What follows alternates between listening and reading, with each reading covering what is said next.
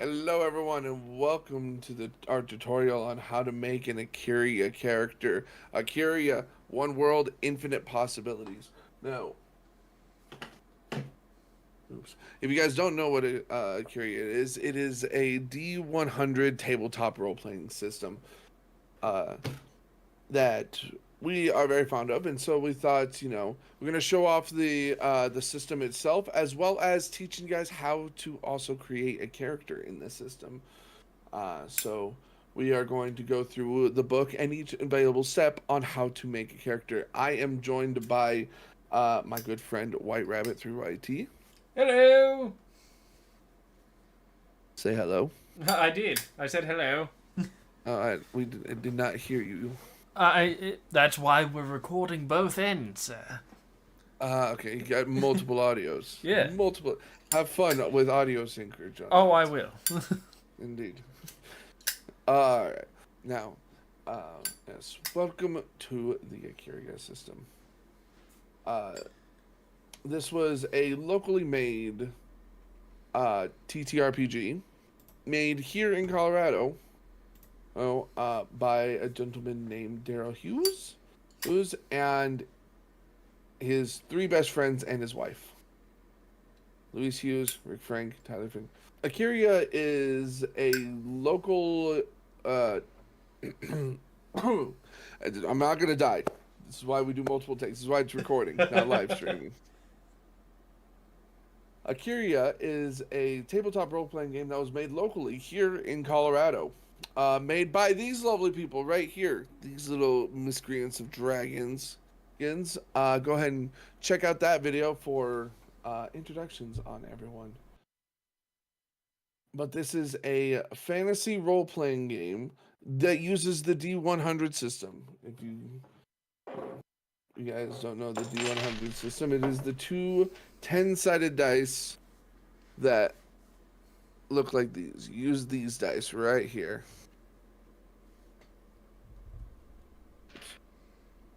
Now,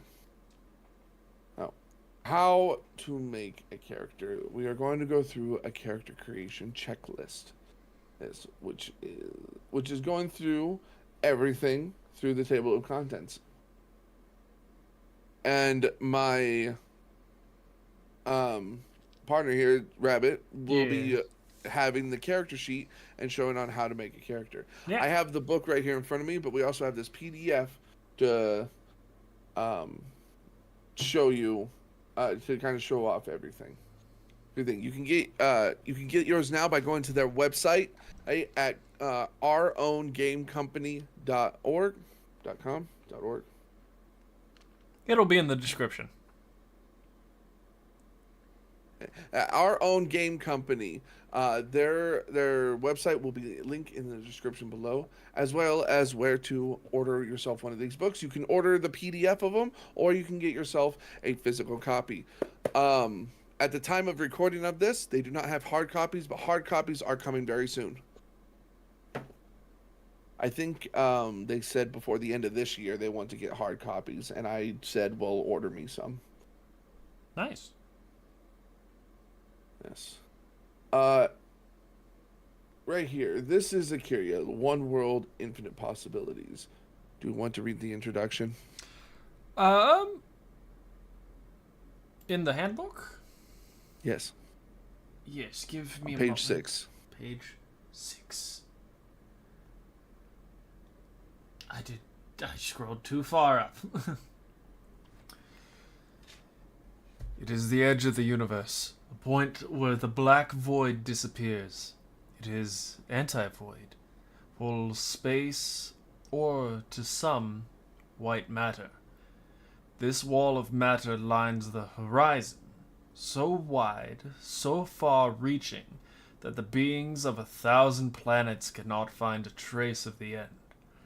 The end of the universe, it seems, is just the beginning of a world so vast that physics must discover new laws to explain it. Whole systems move within it, creating or negating gravity, believing and denying logic, defying what we know by merely existing. It is an edge where one universe transitions into the next. The lands are mundane and exotic, wild and improbable, hostile and perversely hospitable. You want to And say that one more time? Say hostile and perversible again. hostile and perversely hospitable, as diverse as the imagination can create. Our forebears, who believed that the sun orbited the planet, would find their beliefs valid somewhere along Akeria. Suns orbit lands, creating rings of life along the endless surface. Life exists in figure eight sets of rings around cavern entrances, radiating areas from tropical to glacial. Moons or planetoids spin around their own centers, creating kaleidoscopes of orbiting bodies. In other areas, suns exist below the surface, creating cavernous lands that cover the surface like lichen. A Dyson sphere with the star position in the center and life on the walls. In Akeria, the people and creatures mirror the variety of the land. Pirates and sea creatures prowl the worlds of the ceaseless waters. Lands of permanent twilight host the denizens of our Fey stories.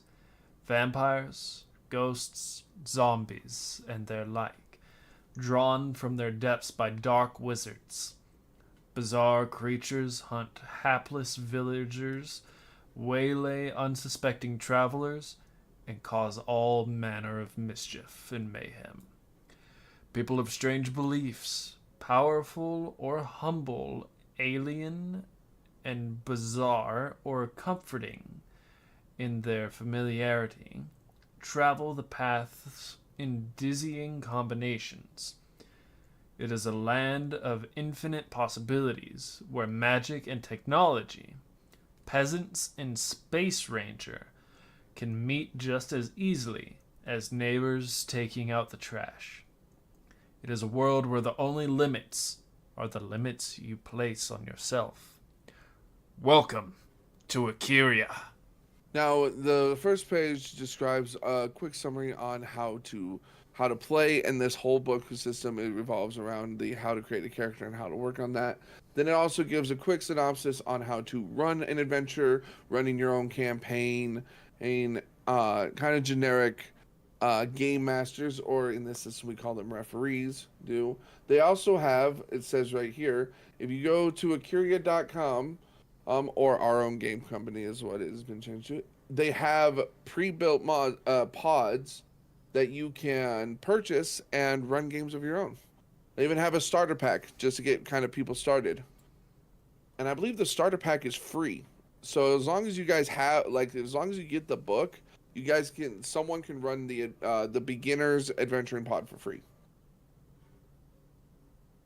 So if Rabbit, if you ever want to run Akeria, you can start off with that. I need a whole lot more teaching before I'm ready for that. Fair. A little bit of artwork, and also, the creator, Dale Hughes, his wife does all of the artwork, all of it, which I think is pretty fantastic. Now, 10 minutes in, we are going to learn on how to create a character. Going through the character's checklist. Creating a character is time-consuming, but enjoyable. You can have characters pre-made for you, or even finish a slab-together character as you play. But these methods do not give you the full range of enjoyment that you would get from seeing a character you created from scratch grow and achieve fortune, fame, and general awesomeness. Regardless of method, you need a character to keep track of what is happening as you play. Think of it as a living scorecard. In a role-playing game, the situation is given to you by the referee. But you, as the player, are writing the lines for the character and acting them out. As the game progresses, your character's information becomes a record of what has happened and how far your character has advanced. To create a character, the following steps given in this character creation checklist. As you get more comfortable with the system, you can follow these steps in nearly any order as you choose. All results will be rounded down. The character checklist. When you're creating the character in the Kyria, it is recommended that you follow the steps listed below. Will speed up character generation and leave less areas of confusion during the game as you play. Unless otherwise specified, all numbers are rounded down when computing character information. So, step 1. We must roll your stats. In a Kyria, there are 7 attributes. You got your strength, your intelligence, which is known as IQ, your ego, your agility, your wit, your health, and your luck. Yes, luck is in stats, which is very importantly used in this game system. So now, when you're starting off, there are many different methods on how to roll your stats, but the 3 basic ones is that there is number 1, roll 2d8 7 times, and then you may rearrange and apply these attributes however you wish. This allows you to decide which attribute will be stronger or weaker, thus allowing you to fit your character into the occupation of your choice. Choice number 2. Roll 3d8 and disregard the lowest dice, then repeat this 7 times for each attribute, but you must keep them in order. You will end up with the most of your attributes higher than average, but this method will more likely choose the occupation for you. Or you do the average, which is starting off with 95 points, and you divide them in the 7 attributes as you see fit. You can choose how, which numbers are going to be higher, which ones are going to be lower, but you are not allowed to go less than 2 and no higher than 20. For this, we will be doing the 3d8 disregard the lowest. Right here. To the rolling I go.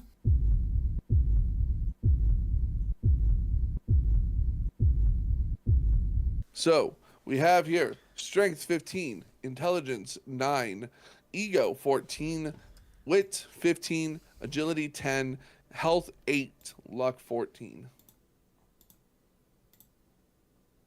That sounds about right, yeah. Yeah. Unfortunately, that sounds about right. Yeah.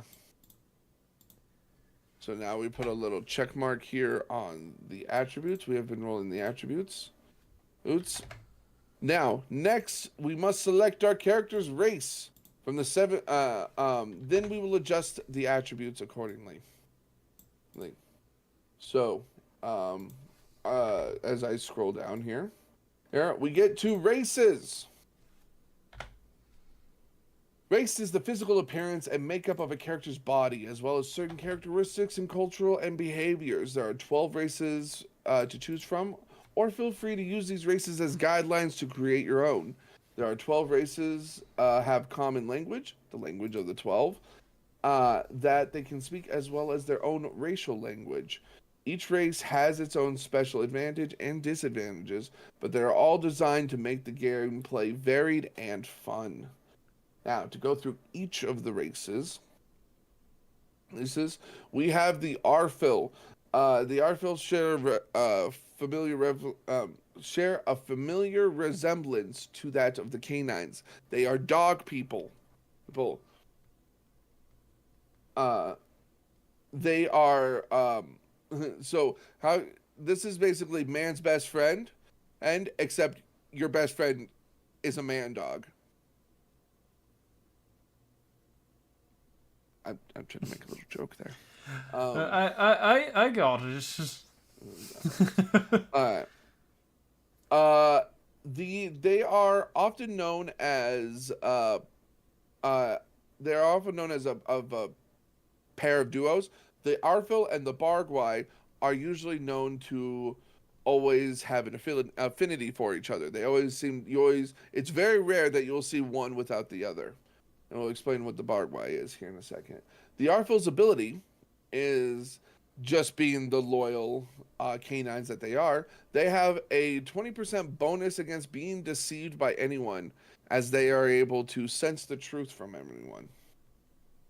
They have greater hearing than any other race, as well as they are able to get down and run on all fours,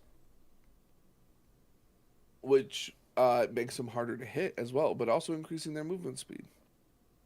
Hmm. Next up are the Bargwai. The Bargwai are very large creatures known to deal with others in a fair, even a methodical manner. Even though they are very strong, they are slow, so they have less movement than any other race. They are a peaceful race. They are very hard to but um, they can, however, go berserk when necessarily needed. Now, so here is an Artful, drawing, and a Bargwai, giant folk. Oak. The Bargwai can go berserk. They can also go unintentionally berserk. Unintentionally berserk is when they are dealt life damage. They have a chance to go into an unintentional berserk, which means they will be attacking everyone around them, friends included, until they are either knocked out or have taken time to calm down. But while raging, they get twice the number of attacks, and they're not allowed to use any projectiles except that of which are the thrown, own, and they do not lose any armor while berserking. But while unintentionally berserking, they get the same twice the number of attacks. They cannot use projectiles except thrown, own, except then they lose a little bit of armor. And then there is the math on how to it's no longer berserk, as well as the chance of going berserk. Then there are the Chevroids. These are your little gray men. You know, they escaped. They got out of Area 52, guys. They got out of Area 52. They are quiet, small, yet a very ruthless alien race. They have grown to hate everyone because everyone is taller than them. They are your standard short friend who gets angry at you just because you are tall. You're taller. How fucking dare you? And be careful around these. They will break your kneecaps. No hesitation. They do have a special mind power or that can avoid confrontation. Upon spending some power points, they can force a person to just not be interested in them. They can tell them just go away, and they'll go away. Well, that's talk about pacifist. But imagine your short little angry friend, who is angry just because they're short, being a pacifist, and they constantly threaten about breaking your kneecaps.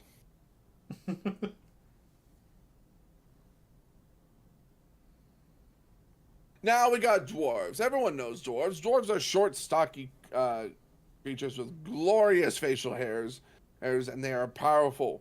They are really powerful. They are, the renowned builders, miners, masters of stone and metal, but they stick close to themselves. They usually don't have they have a distrust of everyone who is not a dwarf, and it is hard to gain their trust. But when you do, you are a friend for life. Sometimes a friend for generations. and they love to fight, brawl, and drink. Not necessarily in that order, but they do love doing those three things. Um, a dwarf, even though he is short and stocky, he is super powerfully built. The dwarf, they actually hit others harder than most of the other races due to their just solid muscle mass.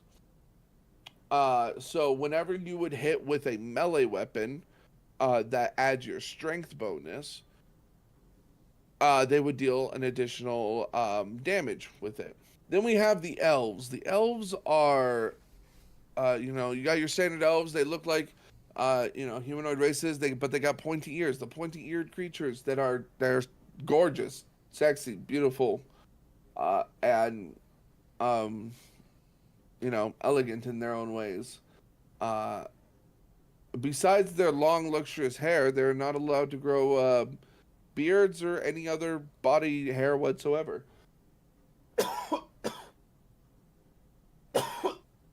Why is that?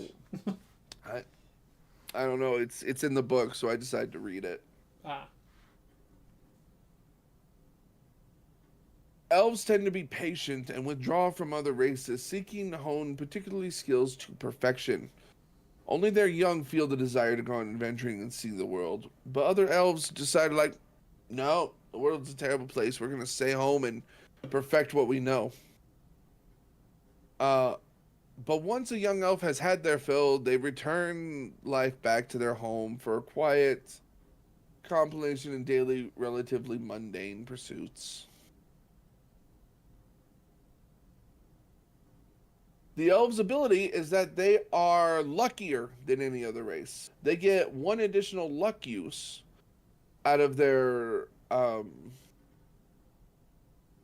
luck. So the luck stat gives you luck uses and luck attribute bonuses. And the elves get a bonus to that. They get one additional luck usage as well as a bonus to their luck advantage. Mm-hmm.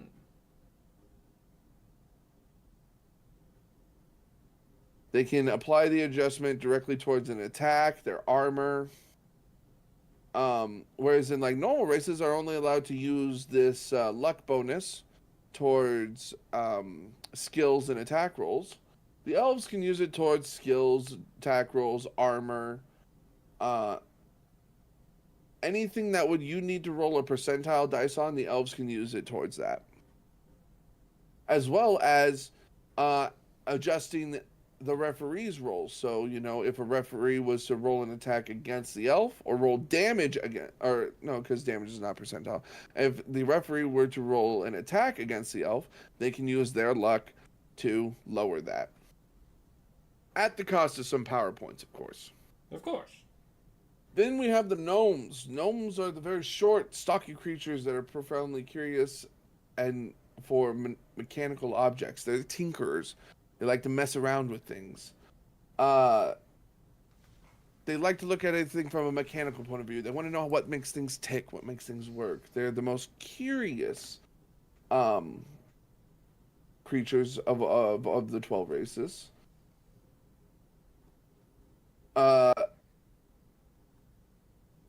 Though their curiosity does border on obsession, they are the greatest inventors of Acaria. The gnomes are a bit of a nuisance because their curiosity takes hold of their intrusive thoughts more often than not. They like to take things apart and put them back together just to see how they work.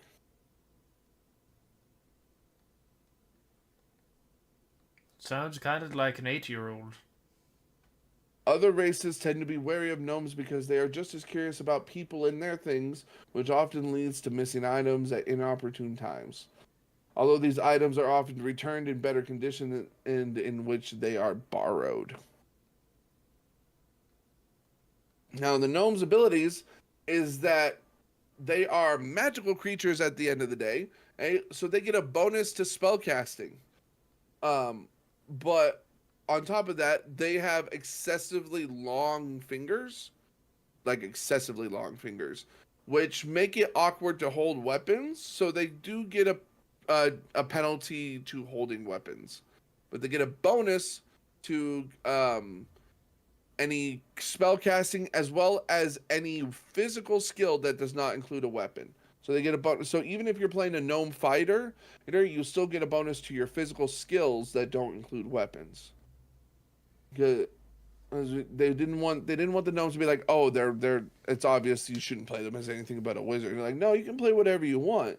And the gnomes, like weapon detriment does not affect projectiles or thrown weapons. So anything that has a ranged attack, they don't get the penalty to.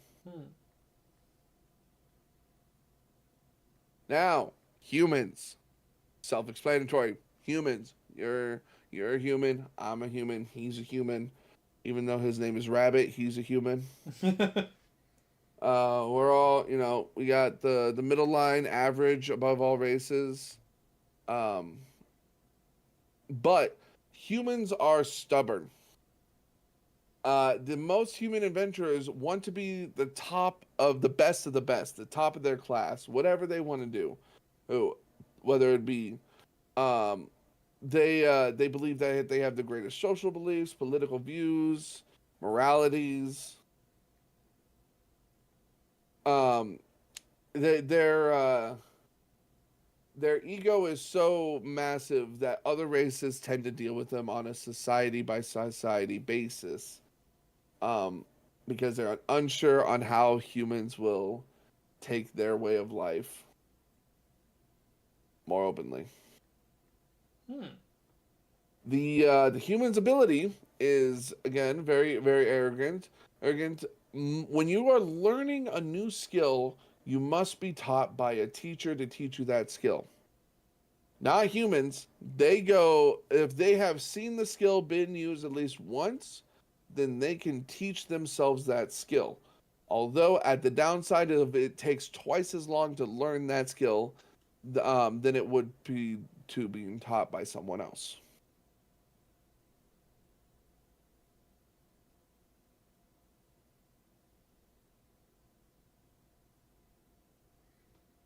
Well, self-taught helps a lot. Due to this ability, humans are able to invent their own skills and tutor them as well. Well, of course, any new skills can be taught by your referee and discretion. Yes. But you can also invent, different skills. The Laquarian. These are the bird people. Laquarian are despectively strong bird-like creatures. They have feathers instead of hair. They have a long, protrude beak-like nose. And beyond those distinguishing bird-like features, they are closer to humanoids than they are to anyone else. So, from the waist down, they're more human-like than any other race, but they have the distinct bird-like features, as well as their bones are less dense. Hell, some are even hollowed to make them lighter than most.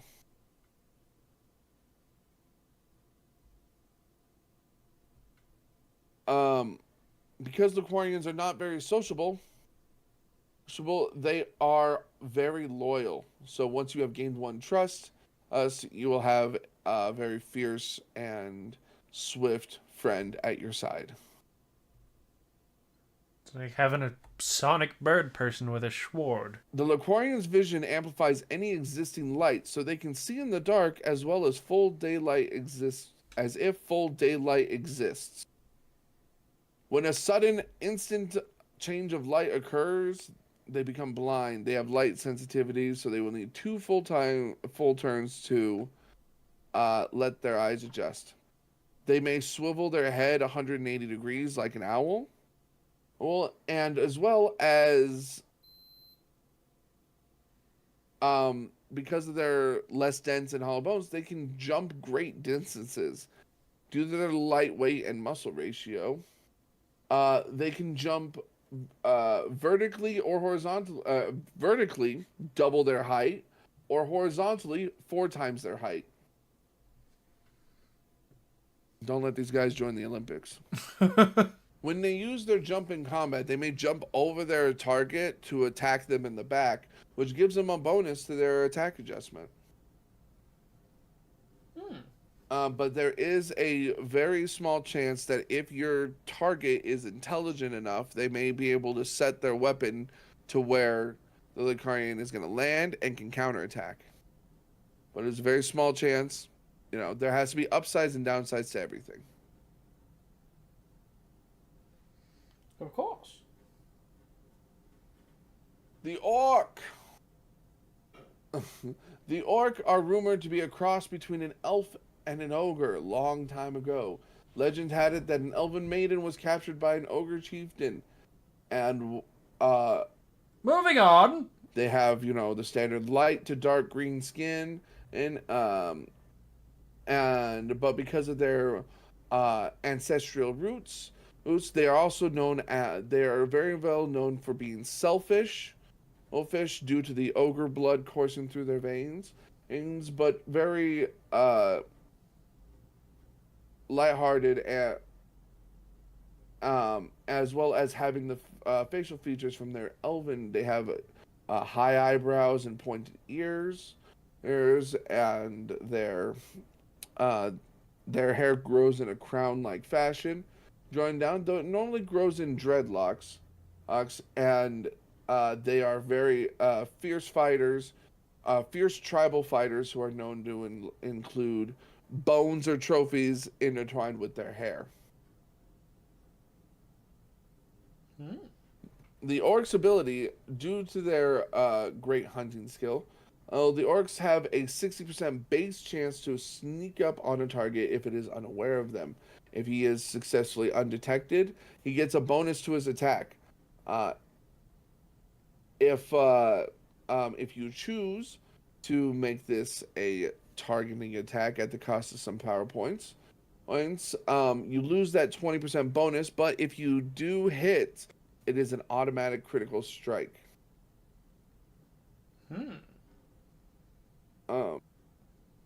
But this only counts as the first strike against their target, because any other additional strikes, they are now well known for them. The orc also see an infrared vision, kind of like how predators do, the Predator from the Predator movies do. Yes. They can see heat sources at normal sight range.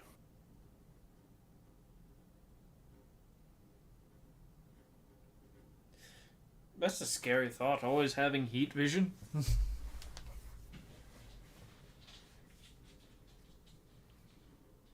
Well, you would know if someone's dead then. Very true. Then we have the Rogmai. The Rogmai are very humanoid-looking lizards. Lizards with the long snout and the soft skin. They do not have scales. They have a leathery skin that grows in various colors. It can be any kind of colored lizard that you want. And they have tails. Full-length tails, actually, which can be used in certain scenarios. The females are larger, more dominant than the males, so they are very female-dominant race. Overall, they're a very friendly and fair-dealing race. However, they do not like enclosed spaces due to they are scared that their tails might get stepped on, which is completely understandable. Rogmai, living in aquatic land, can hold their breath up to 20 minutes instead of minutes up to their health score. Due to their full tail, I'm stuttering a lot. Due to their full tail, their movement is not slowed while in water, and it is doubled while they are swimming. They can also stiffen their tail as a third appendage to stabilize themselves, kind of like a tripod, which converts their armor, or their dodge bonus from armor, into an attack bonus with any ranged weapon. So they basically become a standard sniper, transforming their dodge bonus into an attack bonus. But that's not the only reason, however, as they may also use their tail as a weapon. When used in combat, it will deal additional damage to hand-to-hand damage. They may attack both front and rear targets at the same time at the cost of some power points. Otherwise, they must choose one or the other to attack. So you can attack multiple targets at once at the cost of some power. Always good to hit more than one target. Then we have the Superians. The Superians are like the Arfels, except they are more of a feline-based race. They have more cat-like facial features. They have shaggy mohawks that extend from the top of their head to their ears and can grow out to full manes. And it says other than that, they have no other body hair on their body, which is kind of weird. Yeah. The race is also free of any form of tail or whiskers. However, they have the traditional slit pupils, longer front fangs, and claws on all of their appendages. The Superians live in a matriarchal society. Superian women are larger than their male counterparts and hold more positions of power and esteem, kind of like this Rogmai. Superians tend to be more of a volatile race, quick to anger, but also very quickly to dismiss any altercations. They're very seldom. They hold grudges, prefer to deal with the source of their anger immediately and efficiently, usually through one-on-one tests of pure strength. Other races try to tend carefully with Superians due to their quick to anger. Their abilities is that they have claws on all appendages, adding bonus damage to unarmed attacks. Standard dual wielding rules will apply to them. We're going to put a pin on that.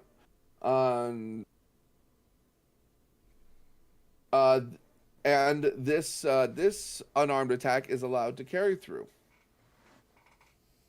The health or the item strength of their claws is equal to their health score, and will heal back at life point recovery rate. Your claws can break. You need to be careful about that. If they do break, they must fully recover before they can be used again. And because of how magic works, magic flows through the body and usually out your appendages. Due to the claws, it makes it awkward to cast spells, so they get a penalty to casting spells. That makes sense. My wand. Look at my wand. And then last but not least, we have the Sintis Man, which are an insectoid race. They are bug people, bug humanoids with a hard exoskeleton, and rare of showing any emotion of any kind, regardless of what the bug's life has shown you.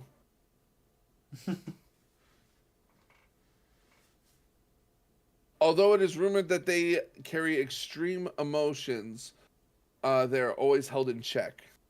Their language is a pheromone based due to the way that their mouth is formed, and they cannot yell or speak loud.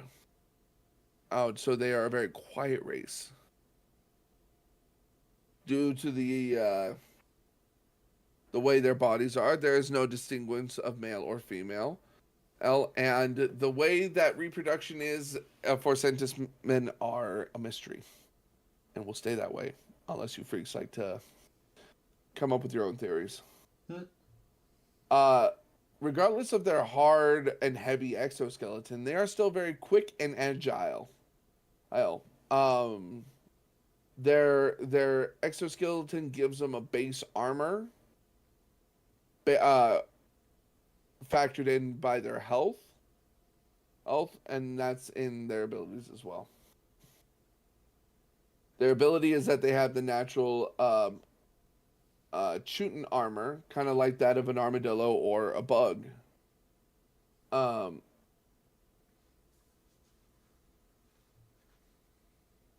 Your armor, there's no agility adjustment for your built-in armor, and it grows in. So your natural armor is how strong it is based off of your health score. Its item strength is twice as much as your health score. and that you are not allowed to have an agility adjustment for it, but it does grow back as your life point recovery. So you do not need to get this armor repaired. It repairs on its own. The disadvantage for this is that you are not allowed to wear medium or heavier armor.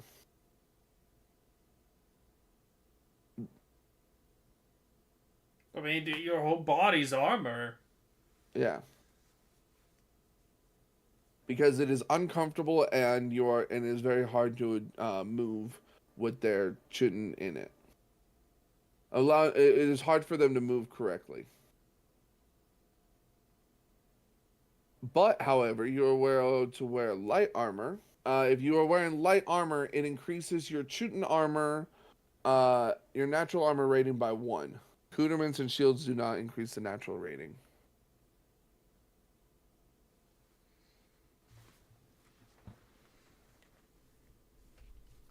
Could you imagine just the natural body armor with just pieces attached to it?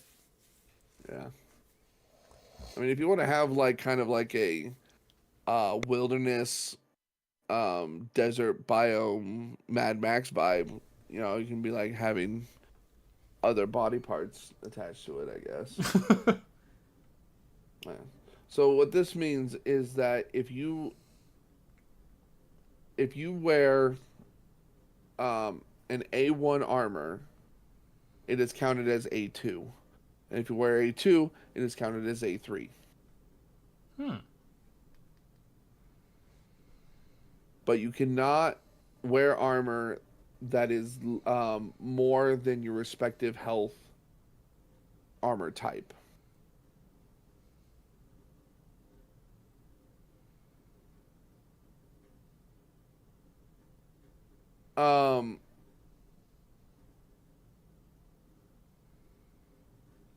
And also because the Sentismen language is a pheromone based, they technically don't have true names because it is a pheromone based scent is their name. So any spell that requires them to speak their true name, they are immune to. And that is the 12 races, the 12 base races. To kind of fight against the to fight with the stereotype the developers have made, I am gonna say a gnome. A gnome, huh? Yes. All right. So he is going to decide to be a gnome. So he's going to get a bonus to physical skills and spell casting, but a penalty to melee weapons. So now we get. So now we have chosen our race. Back to the checklist. And I put a little check mark right there. Next up is we gotta adjust your attributes based off of your race. Yes. Oh, no. All right. Here are the attributes. We follow down the list, so we're gonna go to gnome, which is right here in the center. Enter. Oh, goody. So you are gonna have a +1 to your strength, so that turns that to a 16. Alrighty. You're gonna have a +4 to your intelligence or your IQ, which makes that a 13. That's not bad. No. You have a +3 to your ego, which is 17. You have a +1 to wit, which is 16. +1 to agility, which is 11. And a +2 to health, Brings me which to will 10. make it 10. And a +2 to luck, which is going to make it a 16. Not bad at the end of it. Not bad at all. Next up is roll the racial special ability for your appropriate species. So now I'm going to zoom out on this one because we got to scroll a little bit past here. Here. So we're going to go through all the stats here in a second. But we get the special abilities. Now, I got to read this part. No two people are exactly alike, and each of us will have something special that sets us apart from our peers. For characters, this is also true. Thus, along with racial special abilities that each character will have in common with their other races, they will receive a very unique special ability. The special ability lists in the following charts are for characters to gain during character creation phase. They are listed by race, even though they are unique character specific abilities. This is done because the racial stock of each character will have an influence upon their strength of these abilities. Any abilities that require power points must come from the character and not a container. During the character creation, roll percentile dice or D percentile, and then consult the appropriate chart to determine which character's new special ability is. So we gotta find the gnome. Yes, to the gnome. Elf special gnome. All right, you are going to need to roll me a percentile dice. Righto. 77. Also, you can get your own merch on their website as well. 77. Okay. Right here, 77. Speed burst. Your character gets a +4 to their speed at the cost of 3 power points, or a +8 at the cost of 6 power points for either 4 turns or 8 turns, respectively. Ooh. So you'll get a +4 to speed for 4 turns, or a +8 to speed for 8 turns at the cost of either 3 or 6 power points. Nice, nice. Now, speed is your turn in combat, as well as the number of attacks you get per turn. Yes. So, we got you a speed burst. All right, so we checked that mark off. Next, we must select our occupation, the bread and butter of your character. The occupation. Occupations are what a character has to aptitude for. A wizard has an aptitude for casting magic, but this does not mean that they cannot learn to use a weapon. Similarly, that's English. Similarly, a warrior has an aptitude towards combat, but this does not mean that they cannot learn magic. Occupations do not limit what a character can do, and Akira's rule allows for characters to learn new things in their spare time. This is intended to provide for a greater range of character development, regardless of their starting occupation. The starting occupation determines the character's major attributes and minor attributes, as well as an occupational skill bonus, or OSB. This sets the character up for future advancements. A character may change their focus on play as play continues, but this will not change their starting occupation OSB, or which attributes they're considered major or minor. For example, a character who's starting off as a warrior might choose to use more spells than melee weapons, thus become acting more like a wizard than a warrior. However, their OSB and major and minor attributes will remain as that of a warrior regardless of their chosen path and career. The warrior, this is their, your basic head-in fighter, proficient with all weapons and armor, and such. They like to go. The glorified meat shields are the ones who like to rush into battle first. So they get a bonus to weapons and armor. Their major attributes are strength and health, and they do get a spell proficiency as well as a stun proficiency of 10%. The rogues are the most general character because they are the jack of all trades. They know a little bit of everything. They know how to fight, but not as good as a warrior. They know how to cast spells, but not as good as a wizard. They get, a little bit of everything. So they are kind of like your skill monkey. They kind of know a bunch of things. So you get a bonus to your physical skills, your mental skills, as well as a small spell bonus. Their major attributes are agility and luck, and they get a spell bonus. The wizards are your basic magic using classes. They can cast fireballs, lightning bolts, fog. They can cast a wide variety of spells, which we will get to. Most spells will either have to be bought. You either have to purchase your own spells, or you have to learn your own spells, or you can find if you happen to find a dead wizard, you can take his spell book and learn all of his spells. Generally, knowledging is that most wizards guard their spells due to jealousy and tend to not share any knowledge. This stereotype here doesn't really work well for my group because we shared everything. Everything. We have 3 wizards, and we're like, all right, cool. I'm done learning this spell. Do you want it? We're just like trading spells like they're trading cards. But because wizards spend a majority of their youth studying and learning the prosperities of magic, they get a penalty for weapons due to their lack of physical training and such. But all wizards will automatically start with the linguistic skill, which is the spellcasting skill. Oh, and their starting proficiency is at 45%. So as a wizard, you get a penalty for weapons, but you get a huge bonus in spells. Huge bonus. I mean, compared to the rogue who only got a 10, this guy gets a 45. Any other skills they get a +5. Their major attributes are IQ and ego, and they get a huge spell list of their mentals plus IQ in spells. All right. Now say what you were going to be. A wizard!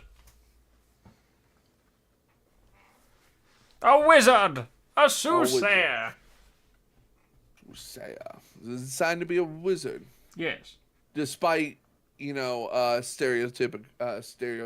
we're going to be a gnome wizard. So we have chosen our occupation.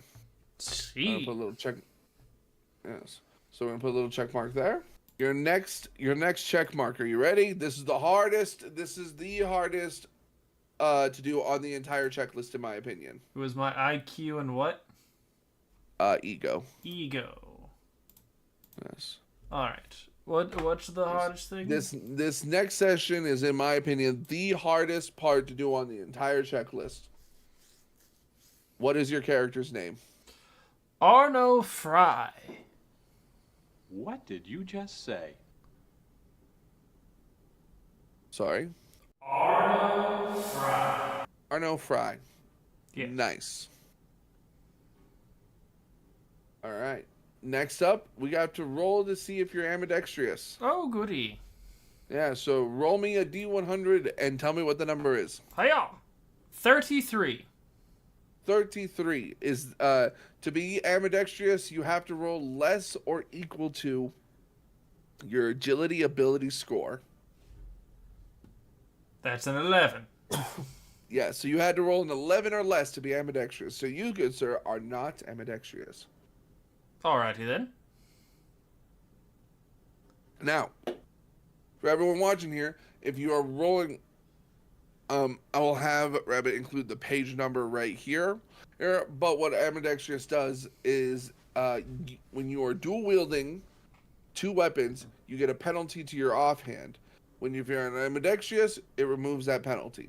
Next up, roll to determine your starting age. Roll 1d4 for me, sir.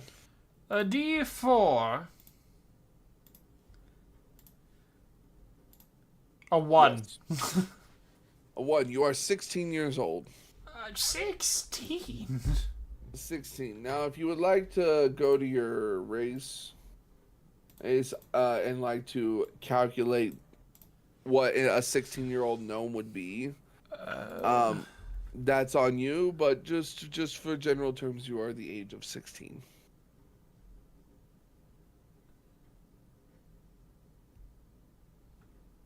And I'd say if you would like to calculate it, because a 16-year-old dwarf who can live to 1,000 years old is way different than a 16-year-old orc who only has a maximum lifespan of 50.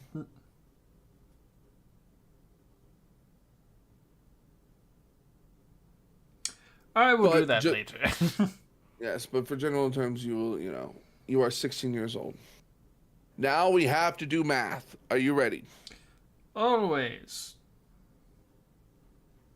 We're gonna have to determine your stats, No. which is this math right here. So, stun points. What is the grand total? So if you would like to show them where your stun, life point, and power points are, Of course. yes, there's the first section, which is known as the starting value. That is the maximum of your current rank you're allowed to have of those attributes. Then next to it, it is labeled as max. That is the maximum. That is, no matter how high of a level you get to, that is the maximum amount of points you can get in that section. So, for example, stun points is the grand total of all 7 attributes, which we learned is 99. It means no matter if he is level 100 or 120 or 87, if he has 99 stun points, he cannot go above 99 stun points.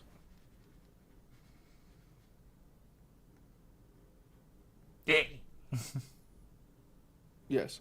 So, showing off on the character sheet, the maximum for your stun points is all 7 attributes, which should be 99. Yes. Your life points is your strength, your agility, and your health. 37. Add those 3 together. 37. 37. All right. And then your power points is your IQ, your ego, and your health. 40. 40. All right. Now, divide all those numbers by 6, round down. I have to do even more math? So you're only about a quarter away done with the math. There's more math? 37 divided by 8.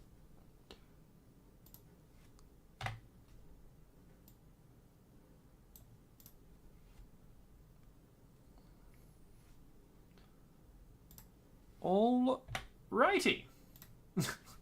My stun points currently are 16. My life points currently is 6. And my power points currently is 6.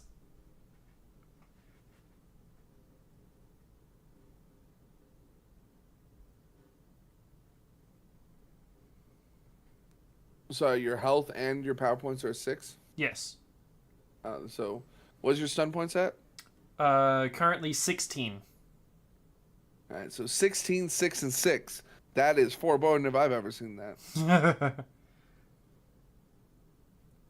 All right. Your next up is your speed. Now, if you zoom in on that speed section, there should be speed and movement. Yes. Movement. Your speed is your combat value. It is when you how often you go in combat, how many attacks you're allowed per turn, earn your general movement is calculated in your movement. That is your wit, agility, and luck. 43. Divide that by 3 and round it down. 14. 14. Your speed is 14. And what is my movement? We will calculate that in a second. Alright.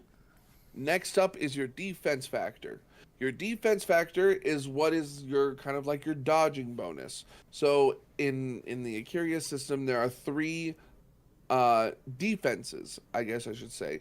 There is your base defense factor, which is dodging, and then there's 2. Sorry, there are 2 defenses in the Akira system. There is your defense factor, which is kind of like your dodge rating, how quick you move and how fierce you are going to dodge, and then there's the armor rating. That is the armor itself, in which to prevent you from taking damage. So there are 3 hit sections. There is below your armor, below your defense factor, which you successfully dodge the attack.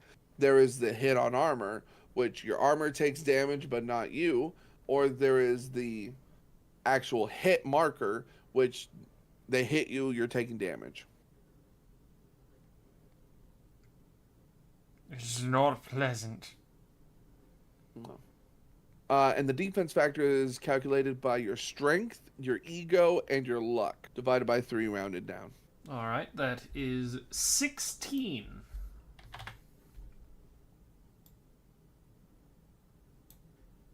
And then we are going to determine the max number of skills you are allowed to learn. Alrighty.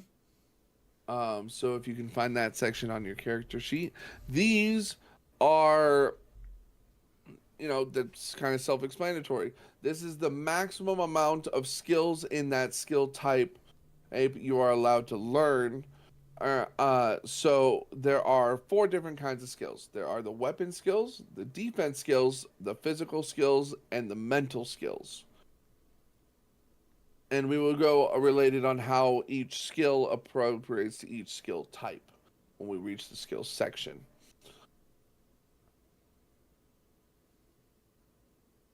So, your weapon skills is your strength, IQ, your wit, and your agility, divided by 4. 14. 14. Defense is IQ, wit, health, and luck, divided by 4. 13. Your physical is strength, agility, and health, divided by 3. 12. And your mental skills is your IQ, your ego, and your wit, divided by 3. That is 15. All right. So we have computed maximum number of stun points, life points, and power points, and their stun life and life power value. We have computed speed and your defense factor. We have also computed the maximum number of skills allowed. Next up is your height and your weight. Wait a moment, we haven't deduced the number of spells I can have. That is the one thing in the skills we have not done. Yes. Hold off on that because that is determined by your IQ bonus. Aye, aye. Which we will get to in a second. We are going down the checklist Aye, aye. Now, granted, when you guys have learned how to make a character, you may do this checklist in any order you wish, but we are just simply going down the checklist in order. We are going to determine your character's height and weight. Alrighty. So going down.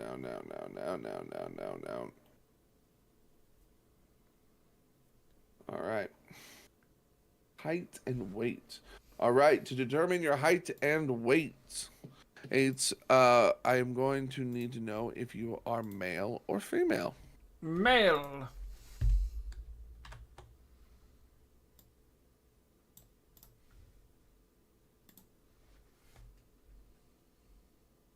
All right. So now we are going to find a no male. So it tells you what your minimum and maximum height are going to be and the formula on how to do it. So you are going to need to roll me 3 d10s. 3 d10s. Yes, and then that's how many inches you will be. 18. 18. So 18 converted into inches is 1'6". I'm tiny. No, hold on. Then we add 2'5" on top of that.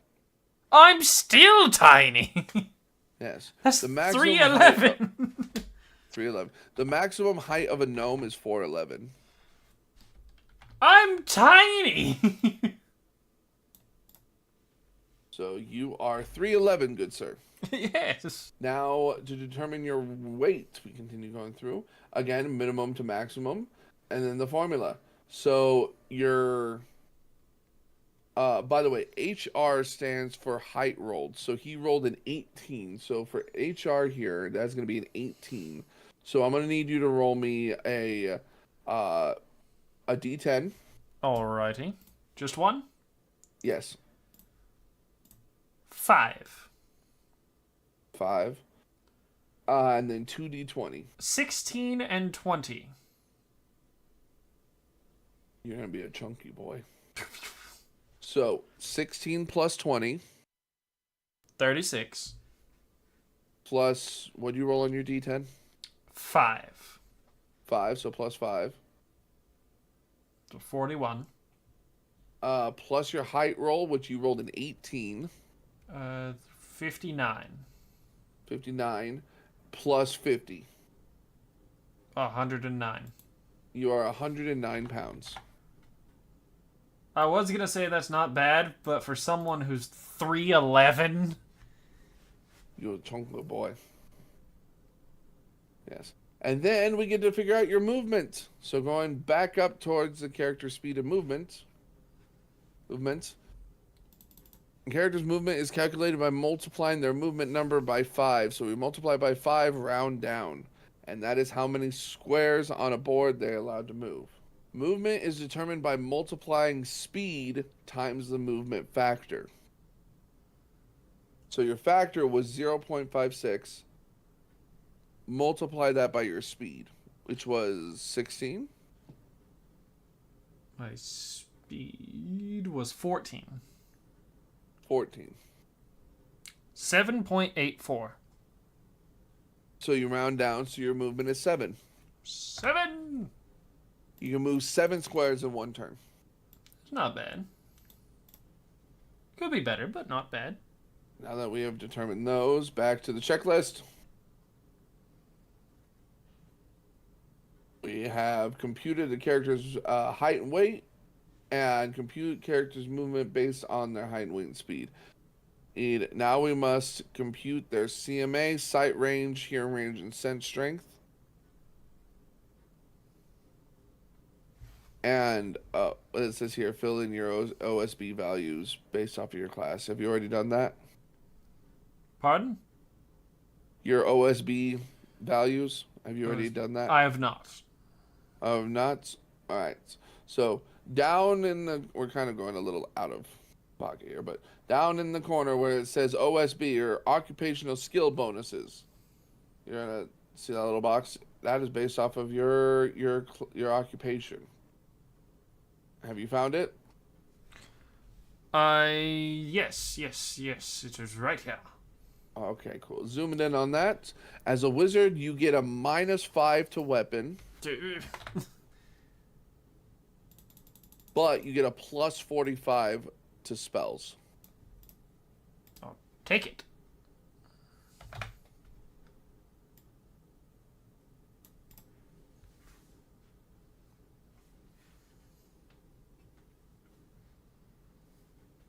I'm back through the checklist here.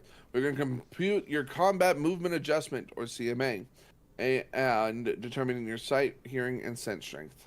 The CMA is that for every 5 feet or 1 square that you have moved prior to attacking or casting a spell, their attack or effect roll have an additional accruement for every 5 feet of movement that they must add to their CMA value. So, if you are not proficient in a weapon, or sorry, which means you do not have the skill under that weapon. So say you're using a sword, if you do not have the sword skill, you add your CMA. If you are using a ranged weapon or trying to cast a spell and moving at the same time, you are going to get a CMA detriment to that as well. So your CMA is calculated by 60 divided by your movement. So 60 divided by 7, round down. 8. 8. So you have a -8 CMA. So that means if he is trying to cast a spell, if he moves before casting that spell, for every 5 foot square he moves, he is going to get a -8 for every square. So if he gets 1 is -8, 2 is -16, -32, and so on and so on. Now we get to fill in the attributes table. So now this is where so now we have to fill in all of the stats. So going down here towards stats. Whether or not you are ambidextrous. I am not. Oh wait, no, we skipped a step. We have to do your sight range, hearing range, and sense range. Yes. Yes, my apologies. So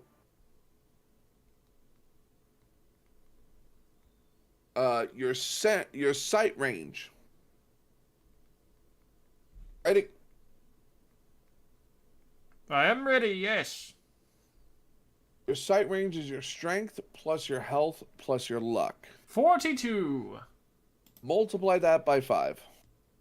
210. 210. So you have a 210 sight range. So don't write this on your character sheet, but multiply that number by 3. 630. Okay, and then divide that by 5. 126. You can see 126 squares on a board Jeebus. before your vision starts to become blurry. Now, your hearing range. Your hearing range is your agility plus health plus luck. 37. 37. You have a 37 hearing range in yards. I can see far, but I'm deaf. Are you sure? Rabbit. Yes. 37, you said? Yes. Multiply that by 3. 111. Divide that by 5. 22. You can hear 22 squares away. Compared to my sight, I'm deaf. Hey, most people can see very well. I mean, if you stand in a football stadium and you can see me on the other side, but that does not mean you can hear me. Now your scent strength. That is your wit plus agility plus health. 37. 37 minus 24. 13. You have a 13% scent strength. Yes, now we get to do attributes. Outside of their personality, these attributes are the 7 main values that define a character. Please see the occupation sector to determine which of these are major and which of these are minor. We've already done that. So we got strength, which is your physical strength. This is your physical prowess, determining how much you can lift and how much bonus of a damage. What is your strength, sir? 16. 16. You're able to lift 380 pounds. And you have a +2 damage bonus. I'm strong for a tiny fellow. You are indeed very strong.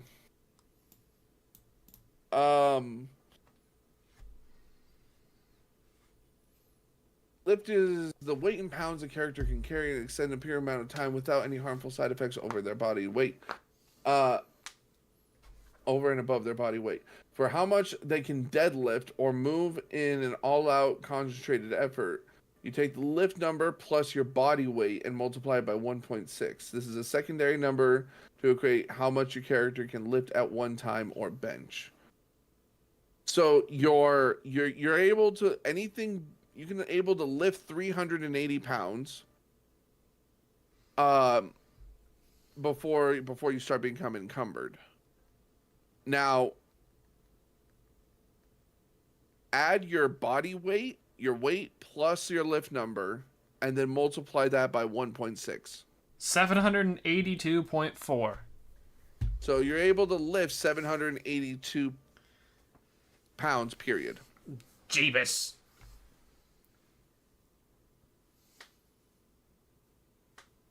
That is your bench limit. That's how much you can bench. What, did they just shrink the Hulk?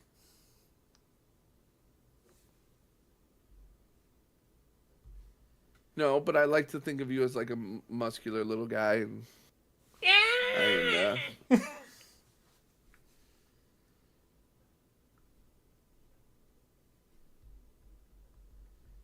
Your IQ, your raw intellect. IQ is what establishes a character's ability to understand and complex ideas, and the power within the brain to help manifest magic. It helps with skills that require dedicated thought to complete. For example, according to my superior deduction, I have solved the puzzle to open the hidden compartment, not just intuition. that tingling sensation in the back of your head that tells you there might be a hidden compartment somewhere around here. That is your inspiration. Your inspiration is your inspirational insights. You know, that's what that gives you that aha or eureka or by Jove, I think I got it. Huzzah! Huzzah. Elementary, my dear Watson, that kind of thing. Yeah. Yes. So your IQ is 13. what? 13. So you have a 24% inspiration. You're not the smartest wizard around.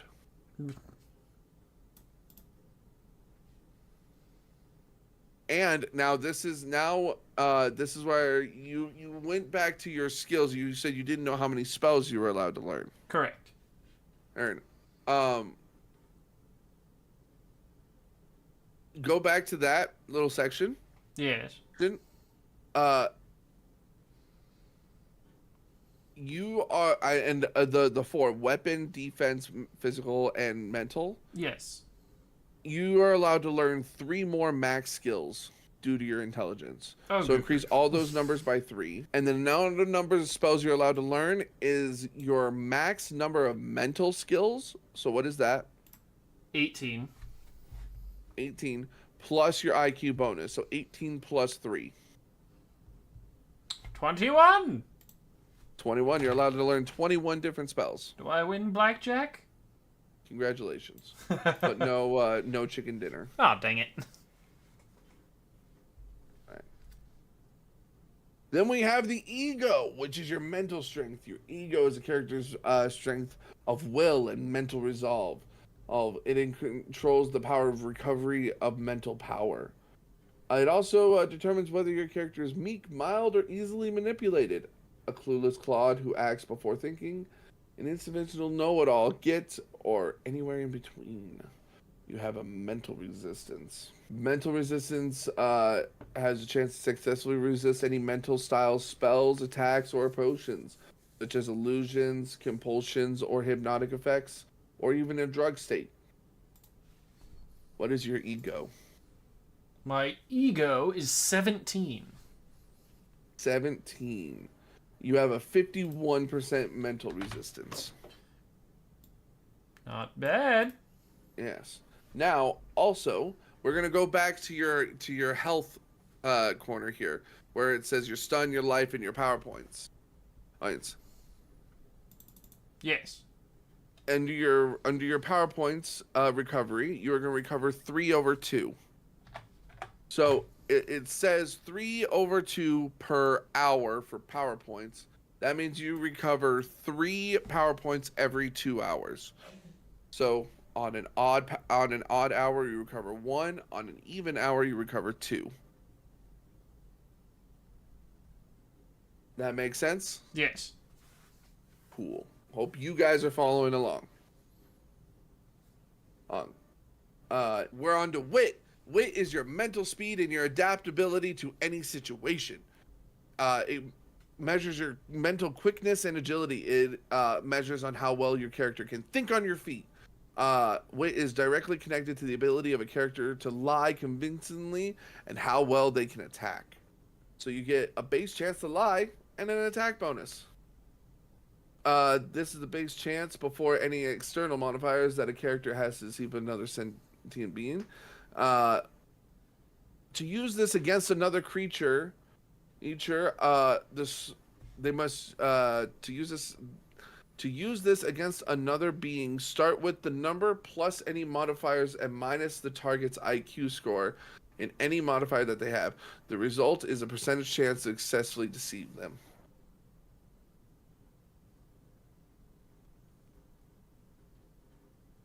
I hope that guy made sense to you guys. An attack bonus, an attack bonus. Your attack bonus comes from your stat. It's funny is that like most TTRPGs, your strength is both your attack and your damage. No, you have 2 separate attacks. So just because you're good at hitting things does not mean you're accurate. You can, when you're splitting a log, you got your wood choppers. Some of them take 2 or 3 hits. to split a log perfectly. You can have that one guy who can do it in one hit, but it does not mean he's accurate. Same as, hammering a nail in. You can do it in one hit, or you can mess it up and bend the nail.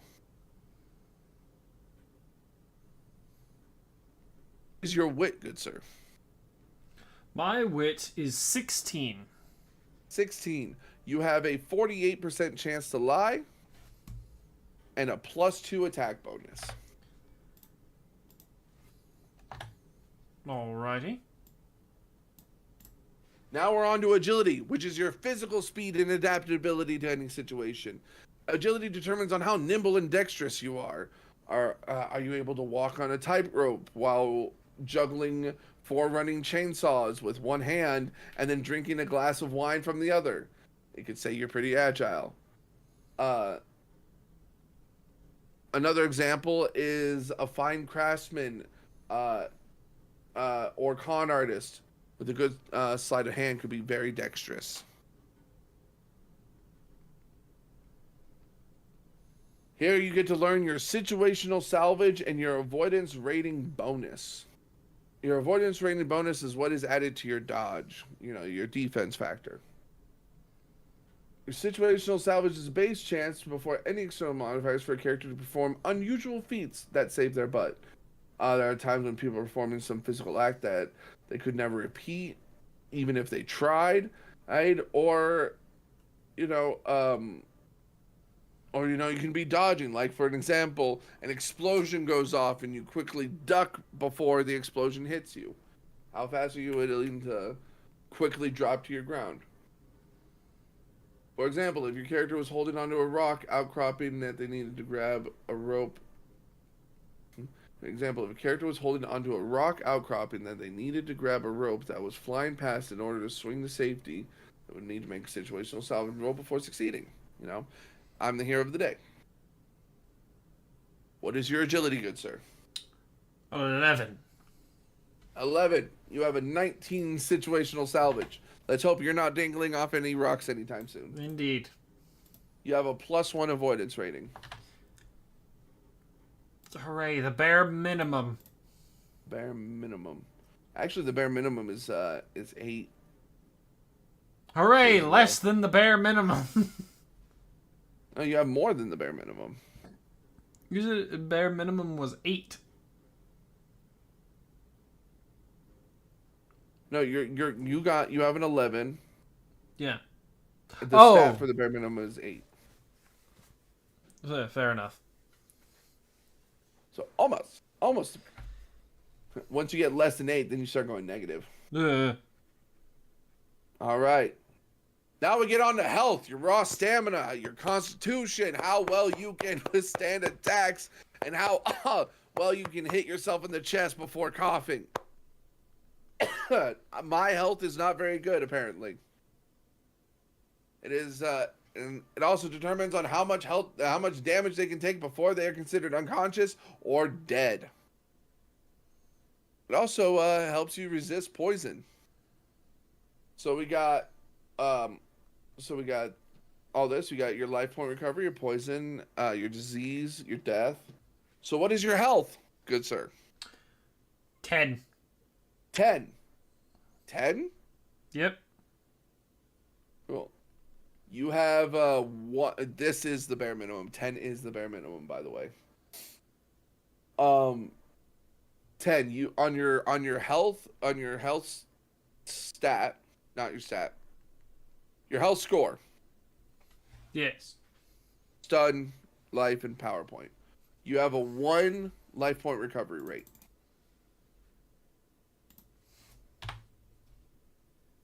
Righto. Now on your stat, you have a 0 poison factor and a 47% disease factor. Okay. So you do not get any bonuses to resisting poisons, and you only have a 47% chance to resist diseases. Well, that's not that bad. No, not terrible. And then back to your health score. You have there's a little gray box at the end of the line, far to the right where your life is. There's a little grape. It says death marker. Yes. That is the number you need to reach before you are considered dead. Dead. So yours is -2. Oh, goody. So he goes unconscious at 0, and then he dies at -2.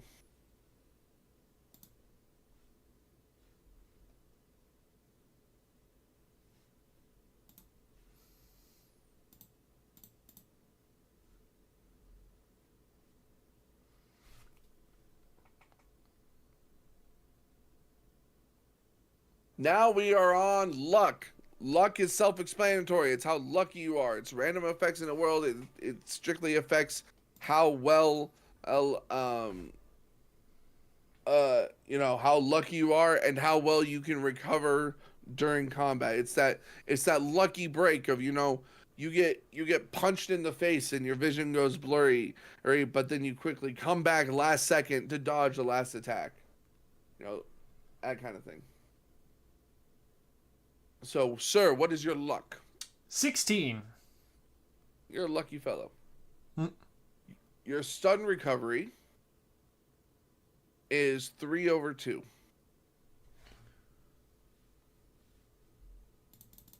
So turn 1, you recover 1. Turn 2, you recover 2. Turn 3, you recover 1. Turn 4, you recover 2, and so on and so forth. Yeah. All right, now back to your stat. Skill adjust. Your skill adjust is 24%. 24%. And you're allowed to have 3 uses per day. 3. Now, when you're using your luck adjustment, you can either add or subtract 24 to whatever you roll you want if you use one of your lucks. Now, skill adjustment. This is a bonus that can be added to a proficiency of a skill rolling of a player's choosing. This does not permanently change the current proficiency of a skill, but temporarily adds to it. But this can also be used against an opponent's skill. For example, if a character was pickpocketing, they can use their luck to adjust to lower the opponent's chance of success. This is also a way for a character to alter the outcome of a spell that he has cast by following the same guidelines. Luck cannot be used in combat unless your character is an elf.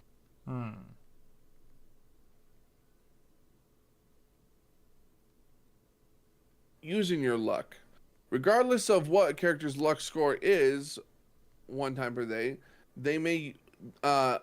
one time per day, you may use your luck to do over any situation where they do not wish to continue with the outcome. For example, if they get hit and the damage is enough to kill them, you can ask them to use their luck to allow a complete reroll starting from the 2-hit roll.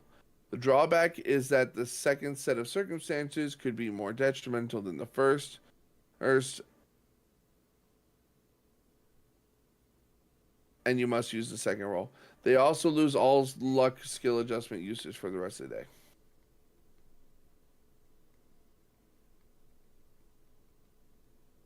So, this is how many. So, this is, so the luck is, skill adjustment. Lux is how many times you can use your luck per day, the whole using your luck per day. And this is the bonus or detriment you use for skill adjustment.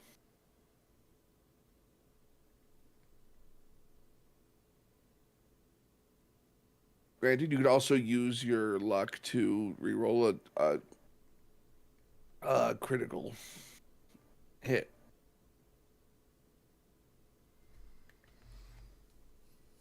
How are you doing, sir? I am doing fine. How are you? Doing good. So, and then your last attributes. We did speed, and we did luck, but there's one more attribute you need to know. Oh. Yes. And that is your speed. We did my speed. It is the number of attacks per turn.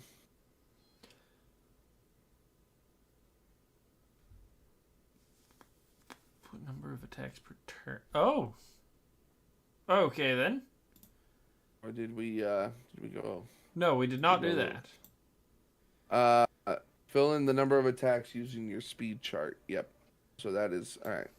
So now we get to the number of attacks. The number of attacks you're allowed to use per turn. This is how quick your character is in combat. What is your speed score, sir? My speed score is 14. 14. Oh, you're just one away. You needed a 15 or higher but you only get one attack per turn. All right. If you had a 15, you could add the 4/3. Well, that will come later, as if I ever use this character. You know what? That's a topic for another time. Actually, you know what? You got speed burst, did you not? I did. So your speed burst either increases it by 4 or increases it by 8, depending on how many power points you're willing to spend.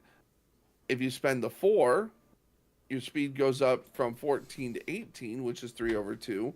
Or if you do the 8, it goes from 14 to 22. 22 is 2 attacks per turn. But all right then.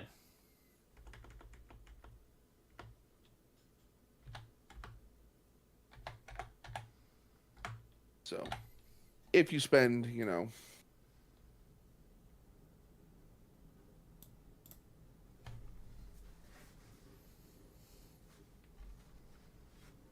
you want to spend the power points to go fast, you got to go fast. You may do so.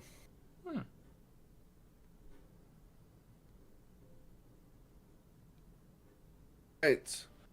Fill in attributes. We have done strength. We have done IQ. We have done ego. We have done wit, agility, health, luck, and number of attacks using speed. Now we get to determine background and starting skills. Roll to determine your character's background. Then determine the starting money from that background. Then we go to that starting skill chart number.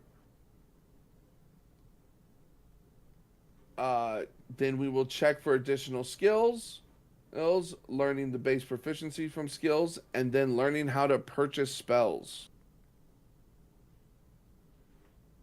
Are you ready on that? Yes. All right. So first off, we got to determine your background. Where does your character come from? Did their parents help them along the way? Did they get a better education or upbringing than the next guy? During character creation, you must roll a percentile dice, D percentile, and then consult the character background table to determine the character's background. This background will determine the character's initial starting money, starting skill references, and additional purchasing points, if any. So go ahead and roll me a percentile. We're going to see your upbringing. Percentile 90. 90? 90. If you had just one more, you could have been upper class. But 90, you are the top of the middle class. An example of a top of a middle class is a gentleman or an executive of a business.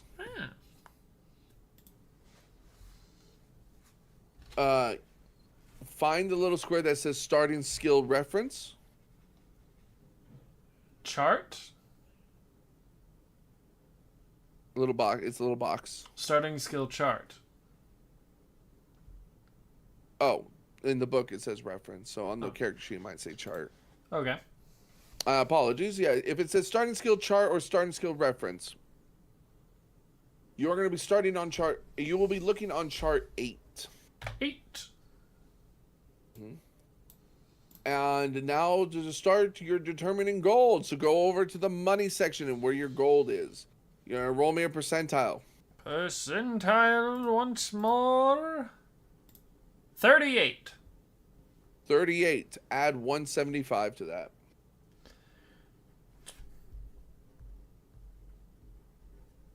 That is 213. You start with 213 gold. Jeebus.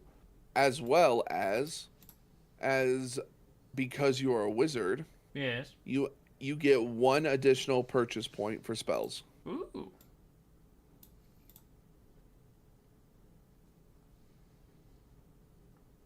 Now, money. The money of a curia is divided into the basic precious metals: platinum, gold, silver, and copper.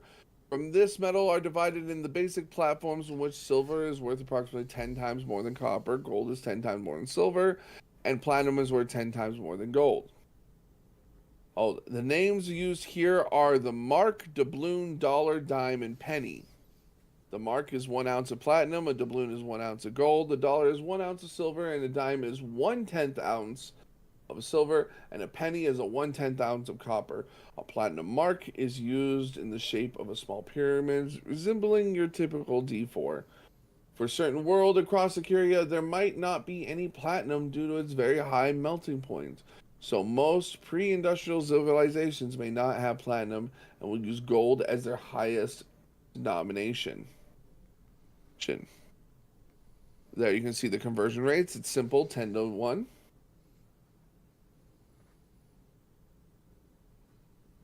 You can offer banks, loans, or outfitting, depending on your world created. Kind of set up a system that works for you. All right, next up. Skills. Skills.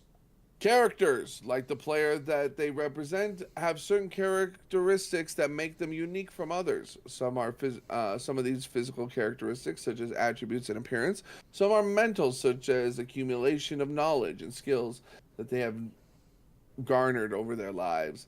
The section gives guidelines on how to assess and control what skills can be learned, and how as well as how to use that knowledge in gameplay. Skills are what characters learn while they live and work in the world of a curia. Starting skills include their early education, extracurricular activities, hobbies, knowledge passed down from relatives or friends, yada yada. Skills in a curia will have limits on how they function, what they can accomplish, and how many a character can learn. These various limitations allow for gameplay to continue, but are not meant to limit a character's development.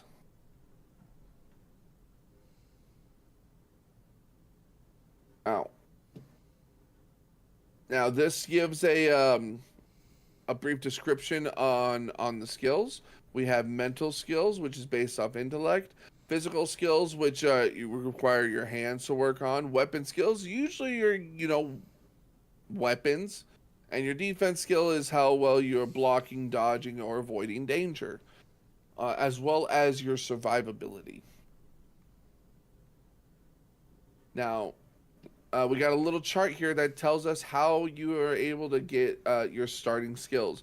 Every character starts with 2 skills, but you're allowed to accumulate more based off of your intelligence as well as your age.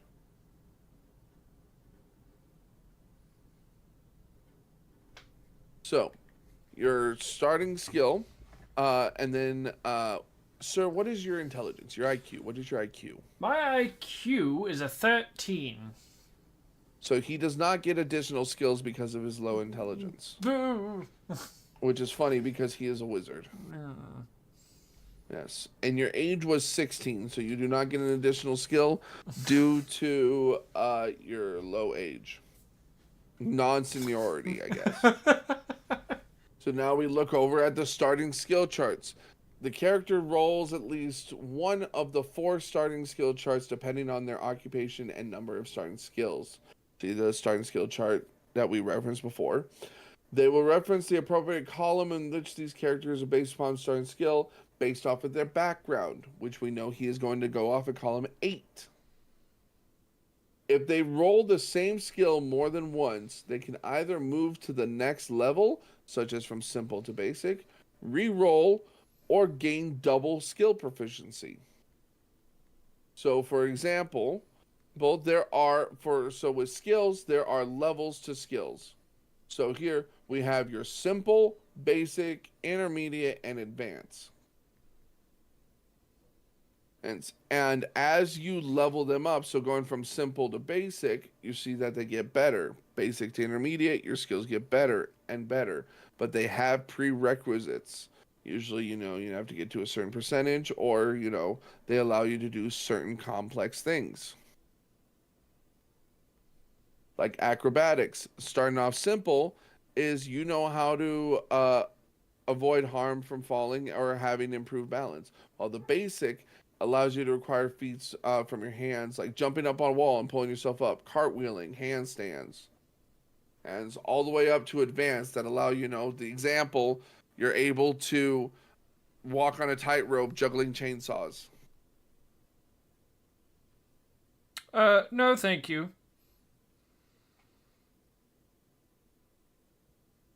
No. So just some examples on why that is. So if he was to roll the same number twice, so let's say he's under column 8. Let's say he rolls an 9 and then he rolls a 14. He's gonna get alchemy twice. So he can either increase it from simple to basic, gain double proficiency, or just do a complete reroll if he wishes. So your random starting skills chart. All right, the random skill. This is what you learned growing up, what you learned in your free time, what your parents taught you, what your neighbor taught you, your best friend, so on and so forth. What did you learn in your childhood? Roll me a percentile, please. Percentiles. Column 8. 20. 20. So we go here. Here. Armorer simple. Armorer? Armorer. You were a blacksmith. How the heck did I become a wizard? Well, that would explain your high strength and low intelligence, because even though you're a wizard, magically attuned at magic and wanting to study a lot more, blacksmithing is a very physical, laboring work that takes a lot of time. Fair enough. So you are, you're just in tuned with magic. So anytime you weren't hammering down a piece of metal for your parents, you were reading a book. That's all you were doing. Now, for your class skill, this is what you did studying. This is what you were studying as a wizard. This is your proficiency. But also, as a wizard, you are already going to start with linguistic simple at 45. So he already learns linguistic simple. And is the 45 my active or my base? Your base. All right. Now, when you are getting yourself a skill, there is going to be a base number and your active number. You're always going to be using your active number when rolling or determining skills, but your base number is what your current level is, and then you add any bonuses from your OSB over to become your active. So as a warrior, let's say you earn a sword skill. You learn the sword skill. Starting off at 10% on character creation, they get a plus 20 bonus to any weapon skill. So their active number becomes 30% learning. Or as a rogue, with the acrobatics, they get a plus 15. So they start with 25. So on and so forth. And because you are a wizard and don't have any bonuses to mental skills, you just have a flat 45. All right. But besides that, roll me what you were studying. What were you studying besides magics? 46. 46, down column 8 again. 46, right here. Crafter basic. I forget, is basic better than simple? Basic is better than simple. So you will be starting at Crafter Simple with a 40% in base.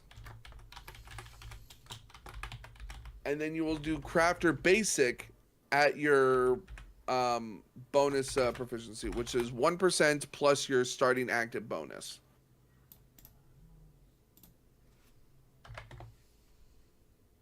What is that again? For wizards, I believe it's only a +5, but I will double check for you.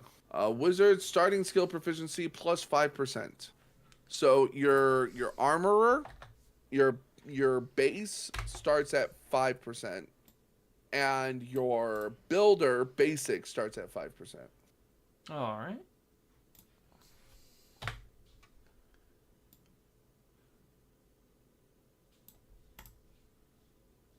Oh, that's random. I was like, so, sir, you are the ultimate. So, you know how we said gnomes were like the tinkerers? Yeah. You are a blacksmith and carpenter And a wizard. and a wizard. You know how buildings are constructed. You know how armor is made. And you know how weapons are forged. You know how to use magic. You are a warfare gnome. That's for damn sure. When it comes to the categories, like I was explaining, there's weapon skills, defense skills, mental skills, and physical skills. Oh, so we'll go to one of them that he rolled armorer, because armor is like right here in the beginning. Armorer can either be used as a weapon skill or a defense skill. Oh, and so that goes towards his max number of skills in that section. Though once he has chosen which category he wants it under, he cannot change that. So, sir, would you like your armor to be more of a weapon skill or a defense skill? This skill allows an armorer to make weapons and armor as long as the item's original item strength does not exceed that of which the character's limited IS based upon their current proficiency. You will need time and appropriate materials, as well as the armorer tools to either create or repair an item. As you grow in skill, you can create stronger items with more of an IS.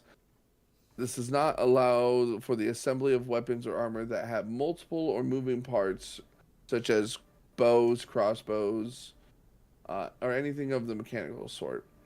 However, you may create an individual component. The base chance of success is modified by your knowledge.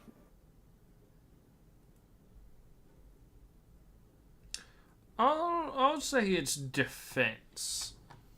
Defense, all right. You're more of an armor tinker than a weapon tinker. Yes. You know how to forge weapons, but you favor the armor. Which is also funny because you're a wizard who can't wear armor. Yeah. Yeah. But I can make armor for my party. You can't.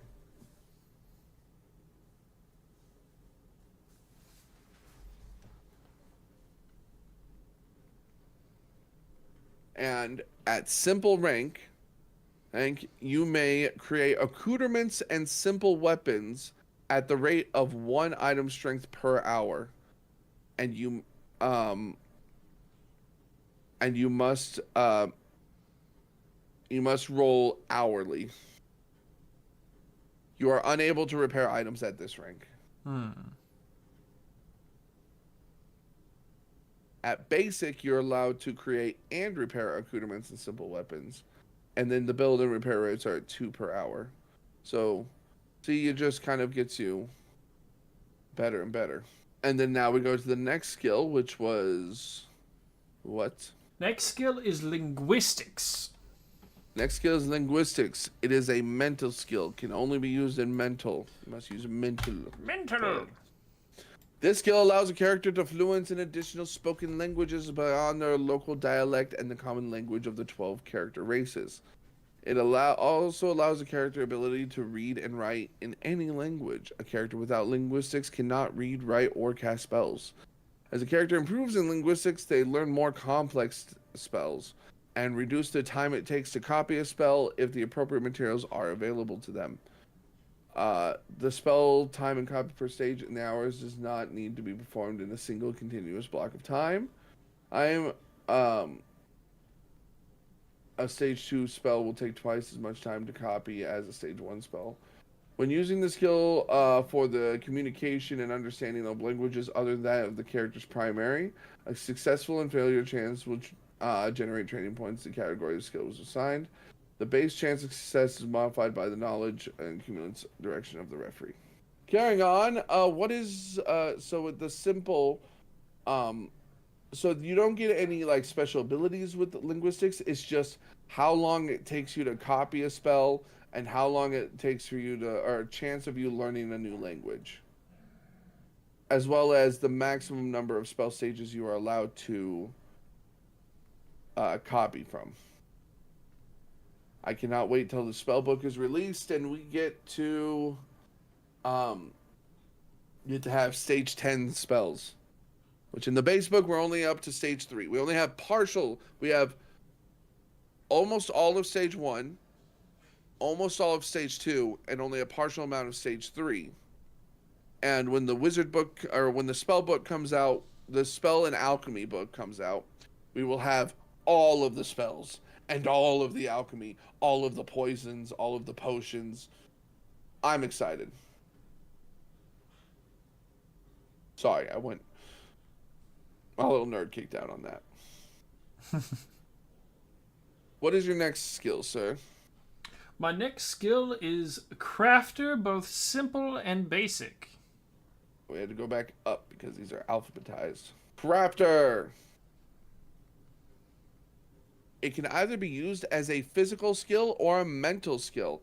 This skill allows the crafter to construct or repair items of fine craftsmanship. The crafter can apply across a range of applications from creating jewelry to making a wagon wheel. The crafter needs to have the necessary amount of time and appropriate materials such as wood, stone, clay, herbs, spices, yada yada. And will also need the appropriate carpenter's tool, or appropriate tools such as carpenter's hammer, chisel, utility knife, file, utensil, blah blah blah, to create or repair said item. The limits placed upon the creation of an item and are its size, material, and strength. Each hour spent crafting an item counts as a success or failure for training point generation in the category of which the skill was assigned. The success chance is required for when using the skill to perform feats of non-constructing nature, such as improving the quality of prepared meals. You can also be a cook if you're a crafter. The base chance of succeeding may be modified by addition of knowledge and circumstances in the discretion of the referee. So, you started with basic. So, simple, at this rank, a crafter may craft items smaller than 3 cubic feet made of a single natural medium, such as wood, stone, or clay. No metals, ceramics, or other materials that require refining can be crafted in this rank. Crafting rank is 1 item strength per hour, and success must be rolled craftily. But you're starting at basic. At this rank, the crafter may repair and craft items smaller than 4 cubic foot square, or I can read, I promise. Basic. At this rank, the crafter may repair and craft items smaller than 4 square feet, made of a maximum of 2 different natural materials, such as wood, stone, clay, etc. No metals, ceramics, or materials that require refining can be used at this rank. When repairing an existing item at this rank, the crafter cannot repair any damage if the repair requires forging or casting, such as a bow, the bow of a crossbow, hinges of a chest, yada yada. The remaining repairs would be limited to the natural materials of that item. Your build rate repairs is at 2 IS per hour. So nothing bigger than 4 feet, basically, you can attempt to repair if it is made from wood, stone, or clay. That doesn't sound too bad.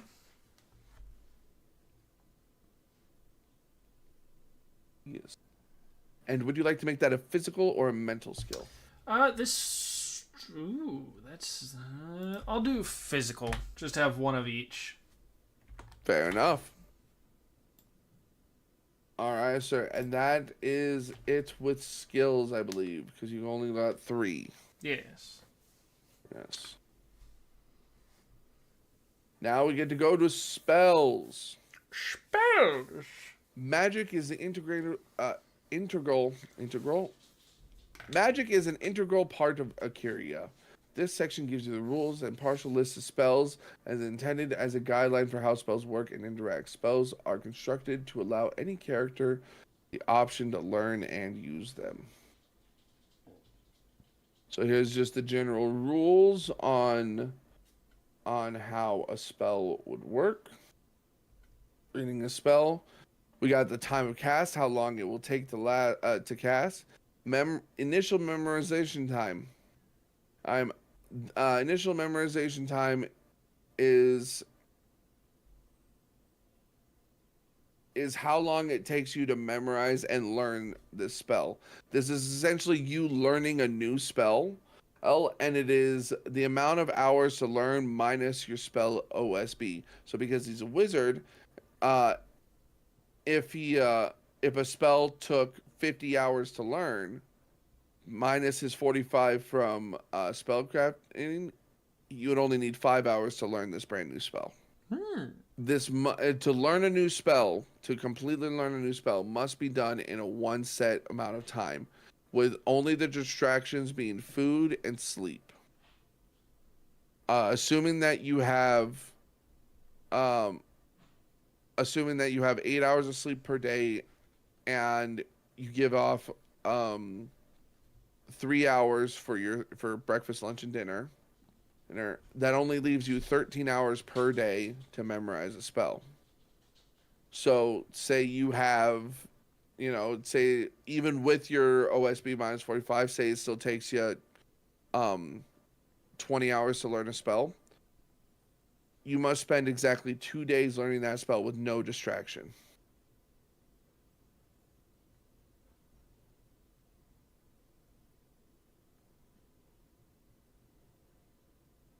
Make sense? Yes. Cool. Just need confirmation. Then there is the daily study time. This is after you have learned the spell. This is every day. This is the amount of time it takes for you to study your spells in the morning.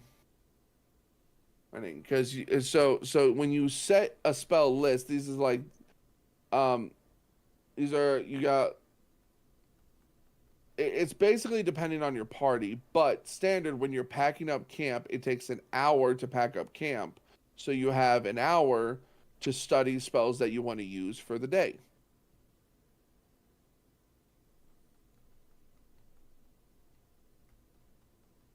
And if you tend to use a spell that you didn't study in the morning, you get a detriment. Power cost, this is how much power it costs to cast a spell. And the prerequisites is usually from upgrading spells. So go from a stage 1 spell to a stage 2 spell has the prerequisites needing it.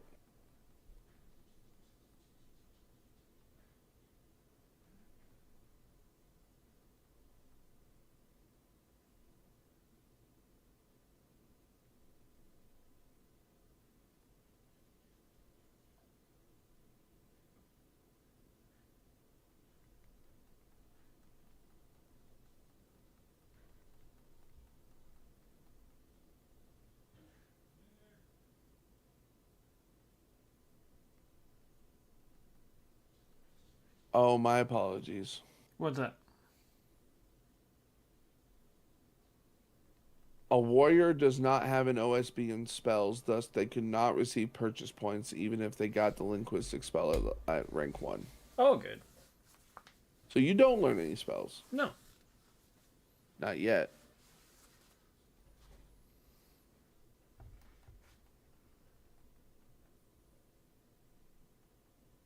Now, starting spells at character generation. A character must have a linguistics at simple at 45 or better and have an OSB in spells to purchase any spell during character generation. Because a wizard gets purchase points because they start with the linguistic spell. A rogue who rolls linguistics basic has the starting simple at 45, thus giving them purchase points. However, a warrior does not have an OSB in spells, thus they could not receive purchase points, even if they had the linguistic spell.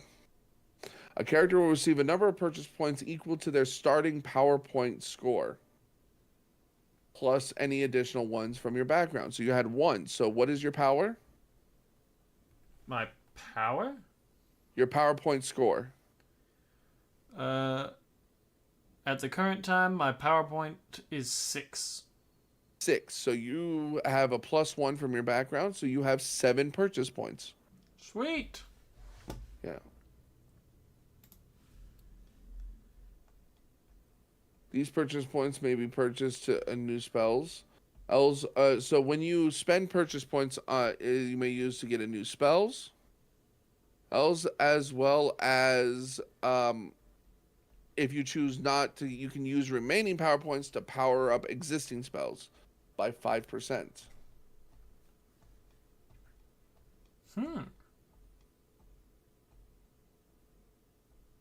All purchase spells starts with the starting skill proficiency upon character creation. As a wizard, you get 5% starting on your spells. All right. So, at 0 proficiency, my spells get an active of 5, or do they just automatically start at 5? No, the base starts at 5. Your active is your spell OSB, which is 45 plus your base. So 50. Yes. Jeebus. And then you get even more because you're a gnome.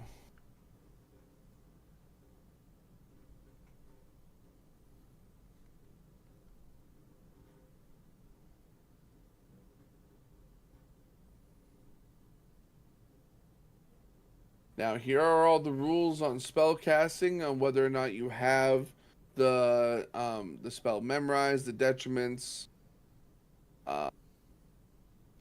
whether or not your linguistics level is high enough to know the spell, if you've memorized the spell, studied it, all that. Now, there is something called a focus in which you are able to purchase, or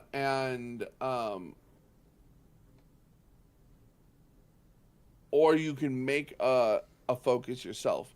A focus allows you to gain a bonus to any spell that you are casting. All right. Think of them as like wands or amulets and that kind of thing. If you were to make it yourself, you must spend the appropriate time to make it, and it would have a bigger effect than that of one that you have purchased. So focuses have a plus 45 to any given roll of a focus that you have made. Whereas then if it was made by someone else, it only gives you a 25 bonus, as well as there's a 30% chance of it just being destroyed and just accumulate to dust. All right.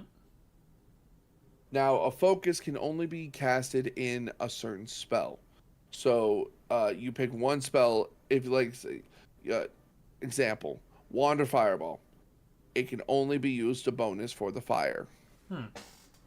Here. So if you had a healing spell, that fire focus would not help you with the healing spell unless you had a healing focus.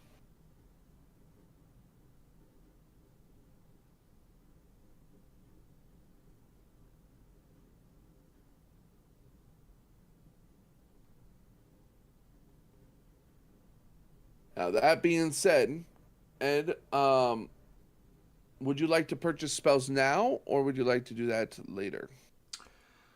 I'll do that later. All right. Now, just to go over on how spells work, a spell has normally a roll is anywhere between 1 and 100. Spells have a 0 to 200 range, and that is because of how powerful wizards they get with their bonuses. They have a plus 45. So if you're rolling, Rabbit, roll me a D100. D100, you say? Sir. 44. 44. So he had a 44 plus his 50 for being a wizard. That's 94. All right, so that's in this 80 to 100 range. So accuracy, giving you, increases the accuracy of a weapon, gives you a +2 chance to hit for 3 turns. Earns But you see, like, he rolled only a 44. If he happened to roll a 94 plus 50, that'd be 144, which would be in this range. And then if you had a focus on top of that, that'd be 50 plus 45, which is 95 plus to any roll he has. So you can get up to the 200s, as well as there are detriments. If you roll below 50, there is a bad thing that happens. Rolling a natural 1 is an automatic failure, causing the detriment, and a natural 100 is the best that it could possibly be. So it still has those ranges.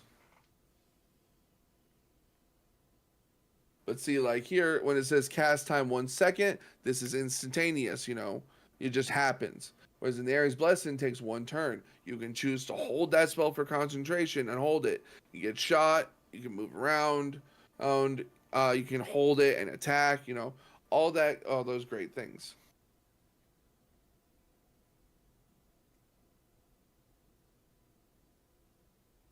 And then after spells, now that we have determined spells, we go back to the checklist.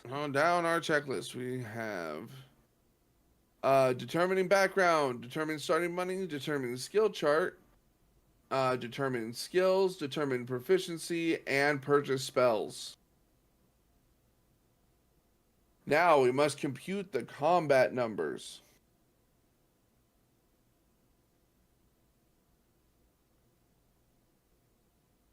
Which is determining your armor rating and your defense rating, as well as armor and weapons.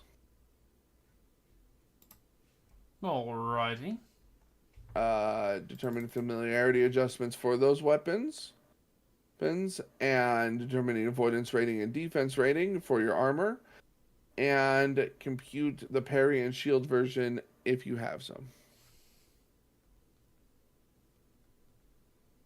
Note, starting rank is 1 unless determined other by the referee. That's fine. But now we get to go to equipment. Equipment! For consistency, all weapons and armor have a basic guideline to follow. Armor and weapon statistics and prices are designed to give the base value for their purchase and use. These values are meant to simulate the reality of the armor and weapons used in the game. These are not meant to reflect their real life value. Just as a editor's note. Yeah. Alrighty, so the way that armor factor is determined is that when you have purchased an armor, they are set to armor types, anywhere between armor 1 to armor 5. Armor 1 being light armor, armor 2 being a little bit heavier, armor 3 being medium, armor 4 being a little bit heavier, and then armor 5 being the heavy armor. And then your armor factor is that of which you determine which armor you purchased, which, boom. And then if you have a shield, as well as an accoutrement. Accoutrements are helmets, gloves, leg plating, neck guard, all that. Now, at armor, as a wizard, something to keep in mind, armor gives you spell casting adjustments, which are usually negative. Indeed. In fact, they're all negative. So wearing the heaviest armor will give you the most armor, but you have a minus 55 to spell casting. So there's that. I will go with leather.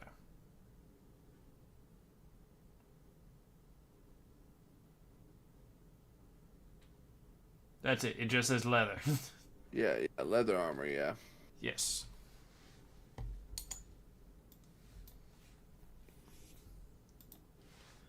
How much gold is that? On page 110, leather is 12 gold. Pocket change to you, sir. I'm just going to make a note and deduct it later. Alright, I will also get...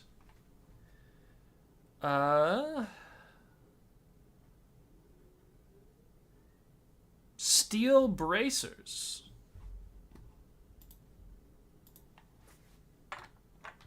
Compared to leather bracers.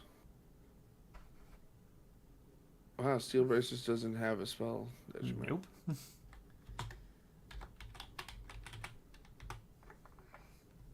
Plus, they give me more item strength.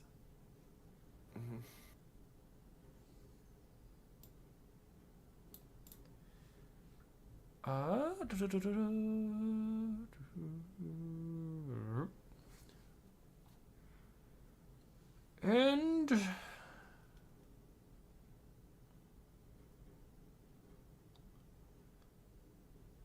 I will get a kettle hat. Okay. You said the prices were where? The previous page 110. 110. Ah, there we go.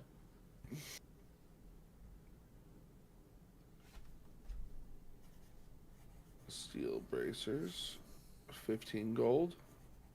Yes. No, I was just trying to find it because in my group I'm playing a wizard, Okay. and they said it's more beneficial to wear nothing but accoutrements instead of armor. And I was trying to find that in the book. I'm gonna have to ask him again why that was.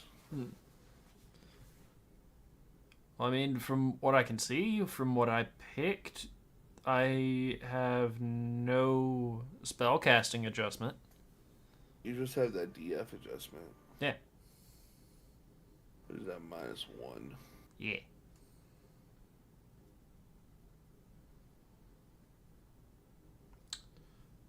I believe that will be all the armor that I get.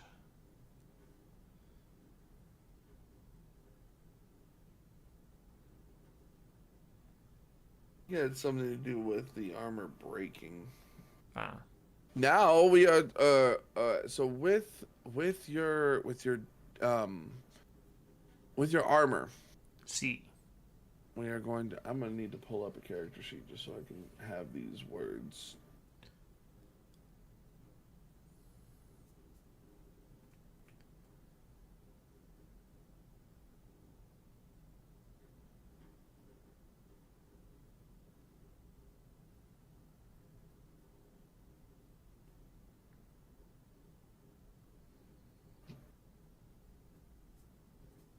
All right, there we go. So, with your armor, where you got your base defense factor, C. which is, 16. and then you got your so then you will add your avoidance rating bonus, which you get from your agility. My agility +1, So you add +1, which would be 17. and then your defense adjustments. Comes from my armor. Yeah, come from your armor. So your leather has a -1, your bracers have 0, and your kettle hat also has 0. Yes. So you have just a -1. So 16 is my avoidance rating. And you have no skills that give you a bonus to your defense factor. No. Then yes, that would be 0. So yes, your avoidance rating or your dodge will be 16. Yes. All right, then we scroll up here to the armor factor.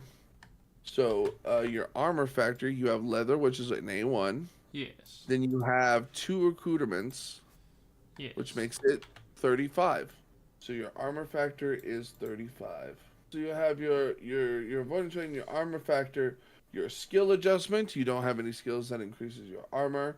And then you have your familiarity bonus. So you have no skill adjustments that affect your armor.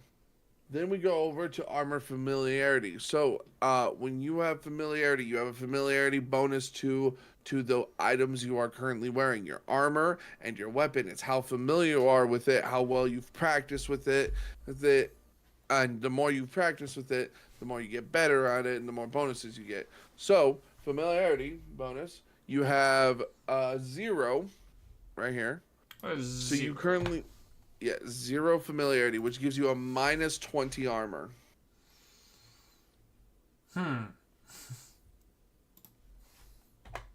Regret not being a warrior now, huh?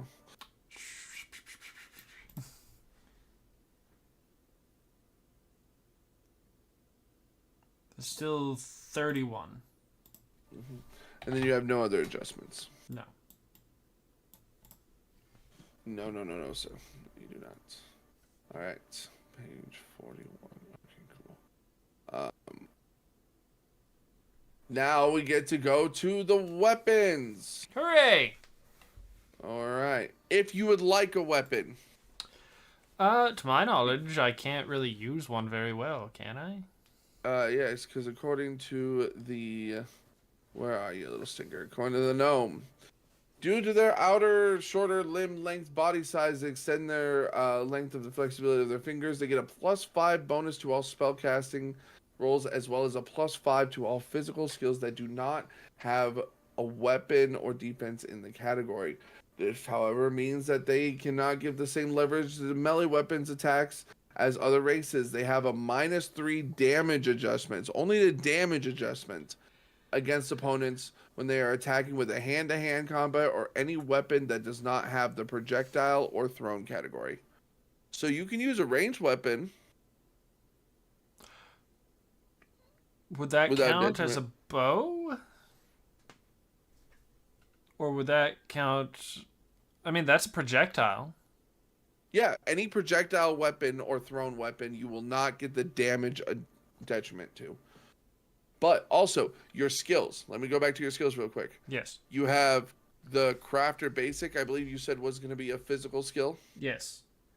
You have being a gnome, you get a +5 because that was a physical mental skill. So you get a +5 bonus for being a gnome. As well as you get a +5 bonus to all spells just for being a gnome. Well, So dang. whenever you purchase a spell, its base will start at 10. Now you can put an additional purchase point in to add 5 more levels to it. So it starts at 10 just because you're a gnome. Yes. But then and then if you you're like, "Oh, I want to upgrade this spell." It goes up to 15, 20, 25, 30. But starting, it's going to be at 10 because you're a gnome. Yes. Yes. Anyway. I...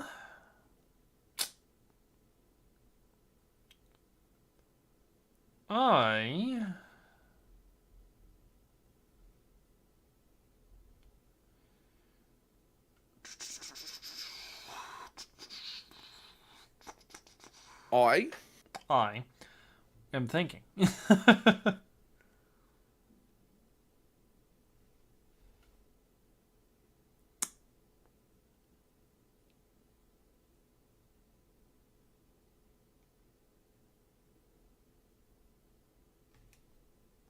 Now,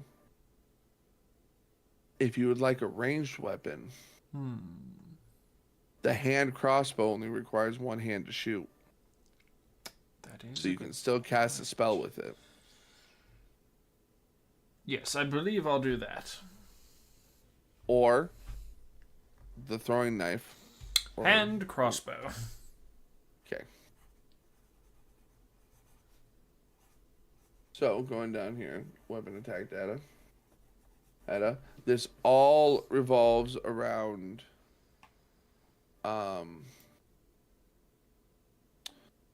your familiarity. Yes. Alrighty. So, under weapon attack data, your fumble and critical, you have a so for your weapon data, familiarity -5. starts at -5. Yep.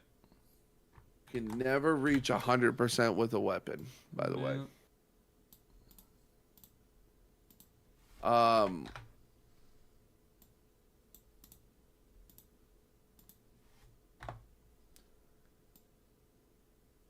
So, weapon attack data. Your fumble and critical starting at 0% is a 1 to 5.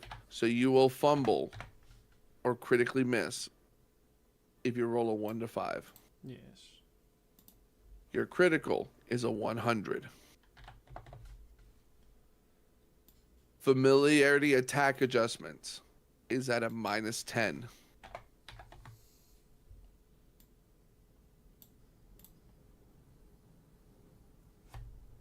But then you will add your wit attack bonus. Isn't that just a +2? I don't know what's your wit. It's a +2. It's a +2. You have no skills that give you a bonus to attacks. Nope.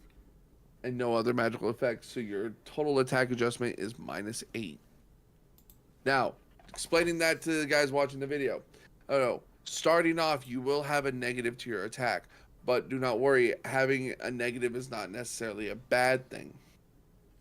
Because even looking right here in the book, even experts, let's say 70%, still are going to have a -3 to their attack adjustment.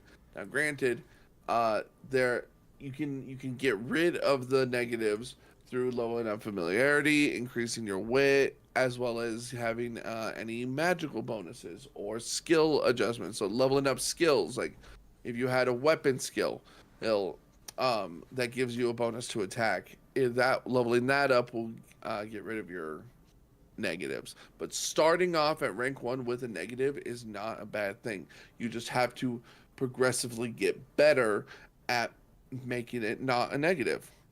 So as you are growing, now to determine your damage, now if you I will explain that during combat. So weapon. All right, so going towards back to the hand crossbow. Now we have to go into the nitty-gritty of stuff. Crossbow, hand. So, item strength. It's this one. Is 25. I think I already got all this part down. Oh, you were doing this stuff while I was... Yeah. Cool. But to explain what the like all these weapon types is, the nil, the W3, the W7, all that, that's the weapon types is to essentially affect ranged weapons and your parry. So if we go to the weapon factor here, based off the weapon type, they will have a parry adjustment as well as a velocity damage factor, which is your ranged attack. So a hand crossbow, being a W8, does not have a parry. You can't block with a hand crossbow, but it adds a +2 damage to all ranged attacks made with it. So a bolt, for a bolt for a hand, does 1d4. So whenever he shoots someone, he would roll a 1d4 +2.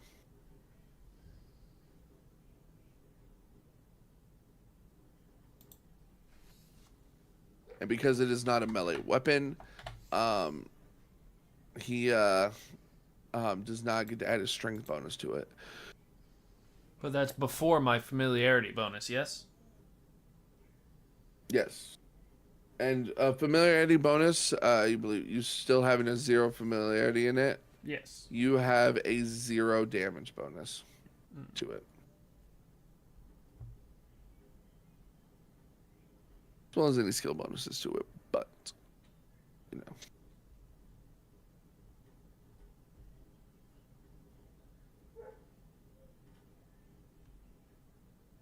Alrighty. Then after weapons. Alrighty, then after weapons, we get the description of weapons and then basic equipment. This is, you know, your hardy stuff, your toolkits, your clothes, your adventuring packs, you know, rope, quiver, lanterns. This is your basic necessity stuff. It even has foods and all that. So I'm sure you're gonna buy all this, you know, later. Aye. But you just kind of get the standard necessities from the equipment. Events. Now, um, now going through the checklist. Purchase equipment. You have done that. Fill out weapon and armor information. You have done that. Determine the familiarity adjustments for your weapon and armor. We have done that. Determine your avoidance and defense ratings. We have done that. And then compute parrying and shield if usable. We have done that. And just like that, we have finished the checklist of our character. Your character is done, ready to go with a few minor things like he's going to purchase spells later and he's going to purchase some equipment later. That's something that he will choose to do. But something that I wanted to talk about is how combat works at spells. Spells. All right. So, the way that combat works is when you hit someone with a weapon, then you are damaging their you have your stun, your life, then your power. When you hit someone with enough stun points, it rolls over into life point damage, and that's what this damage chart down here is. For every 4 damage taken, they are going to take 1 point of damage. Unless you're a dwarf, of course, then the math is different. But the standard is for every 4 points of damage equals 1 point of life. So when you reach stun, it goes into life, goes into power. So choose. If you're doing non-lethal, so when you run out of stun, on any damage that is converted into life is full of life. So say you had 4 stun and 6 life left. Someone hits you, they deal 4 and 1, bringing you down to 0 stun and 5 life. And then someone else hits you also for 4 and 1. Because you have 0 stun, it is all converted over into life damage. So 4 and 1, that's 5 points of life damage, bring your character down to 0 life, making them unconscious. Now there's that death marker. They don't die until they go to negative whatever their death marker is. So there's that. But if you want to do non-lethal damage, like if you just want to knock someone out and do non-lethal damage, you can do stun into power. Or for non-lethal, because when you reach 0 power points, your character falls unconscious. Regardless of stun or life, if you reach 0 power points, your character is unconscious. Or negative. Once your power points have reached negative, sorry. If you want to do non-lethal damage, you can, instead of going to life, you can choose to have it go into power by referee's discretion on what is non-lethal damage. If you want to knock a character out, you go from stun to power. Once they have reached negative power, they just need to hit -1 power, the character goes unconscious, regardless of how much stun or life they have left. So, if a character has, you're fighting a spellcaster and he's used a bunch of spells and he only has 2 power points remaining, and you have a club and you're like, I just want to knock him out because he might know something, and you hit him. Say he still has 40 stun points and 30 life left. You green him down to negative power points. He's unconscious. Period. Done. The end.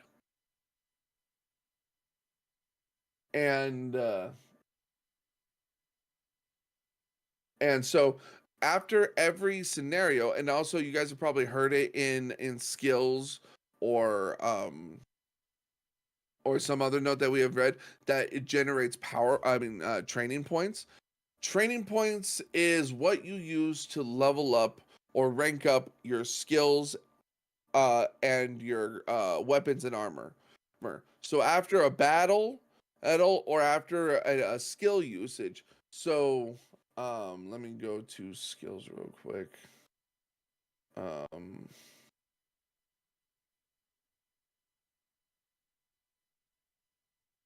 Yeah. So whenever in combat, whenever you finish a combat, you will gain training points towards weapons, defense, mental, and physical for you to use in those skills. The training points accumulate. You can also use skills outside of combat and you can either train with other people, or if you actually use the skill, you can get 50 points towards that skill for success, 1 point towards as a failure. We call that the pity point. And so as these skills are leveling up, you can use this chart here, skill point advancement, to level up your skills. So, for example, Rabbit got the crafter skill. He wants to level up his crafter. He would use this. He would be using physical training points to level up the skill because he chose it as a physical category. Remember when we were selecting skills, he had the choice of either physical or mental, and he decided to go with physical. Now, because he has chosen physical, he cannot change it, and that is because he is putting physical training points into that skill. So when he accumulates physical training points, either by using the crafting skill itself, or by combat, or by another necessary means of him receiving physical training points, he would use this skill point advancement chart to do the math to level up his skills. Now, as it said at the end of that checklist, unless specified otherwise, all characters start at rank 1.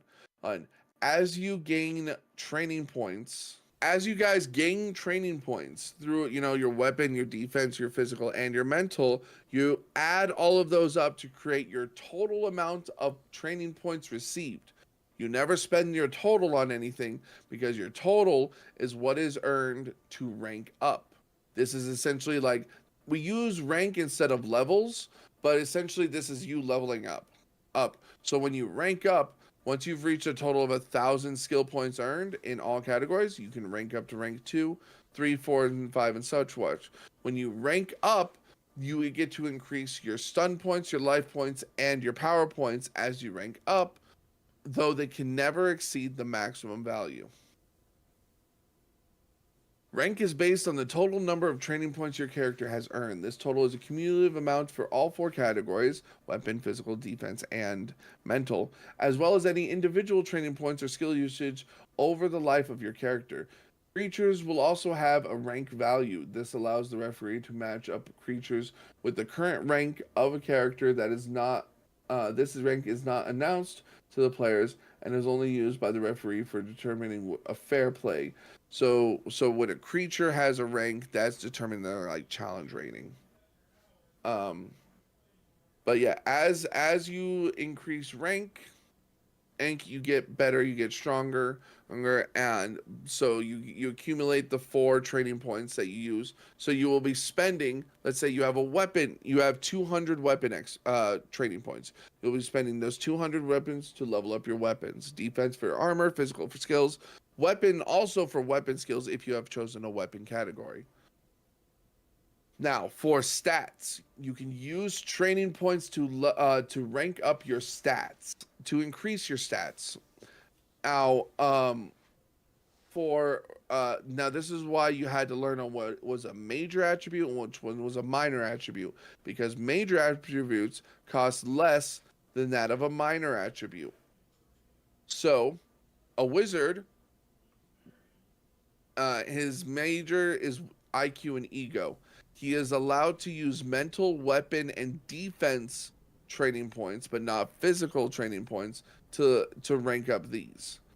And the reason why these are so high is because leveling up your attributes is more of a late game kind of thing, but you can actually combine them. So say you had 3,000 training points in all 3 of these, you can spend 8,000 of those 9,000 training points to rank up from an attribute from 1 to 5. Or, you know, if he had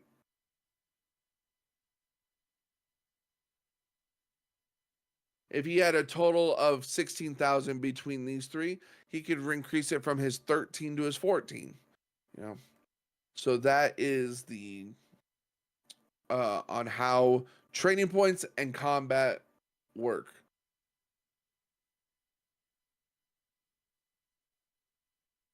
Now I just want to just go to a creature, just kind of show off the creatures a bit,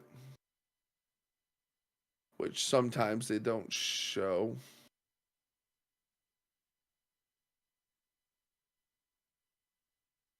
Because my PDF doesn't like. There you go. So like say, you know, here you know cave bears are just cave bears, but let's show something like that's crazy, like the acid spitter. Look at this crazy little boy. Look at him, little 3-headed beetle that sprays acid. They have their abilities which cost them power, their stats. They have their own stuff here. But here is like where a creature rank is. This is determining challenging level. Their armor and dodge, their bonuses or negatives to hit, as well as their bonuses or negatives to damage, as well as a health and stun score in which you could either, there's the average or there is, you know, you can roll them. But after each combat is done, you have to determine, you know, training points, and each character will earn all combat rules and everything are explained in the book. We just wanted to generally go over on how to create a character. Again, if you guys it's right there. If you guys wanted to get your own Akira book or merch, such as this One World Infinite Possibilities in the Akira, you go to our own game company .com or Akira.com, same place. They both lead you anywhere to get yourself merch, shirts, as well as the player's handbook. You can get the player's handbook, download any pre-made pods or adventures that have their own accumulative storyline, as well as any apps to make character managing easy and accessible. And come here, show them love, support. I believe, right there. They also came out with their own book, which will help with world building. Here, get the stuff, and you can play Akira today. Hey, I want to thank you all so much for watching, and I'd like to thank Rabbit for joining me here. Aye. Yeah, and I will see you all adventuring, hopefully very soon. Okay.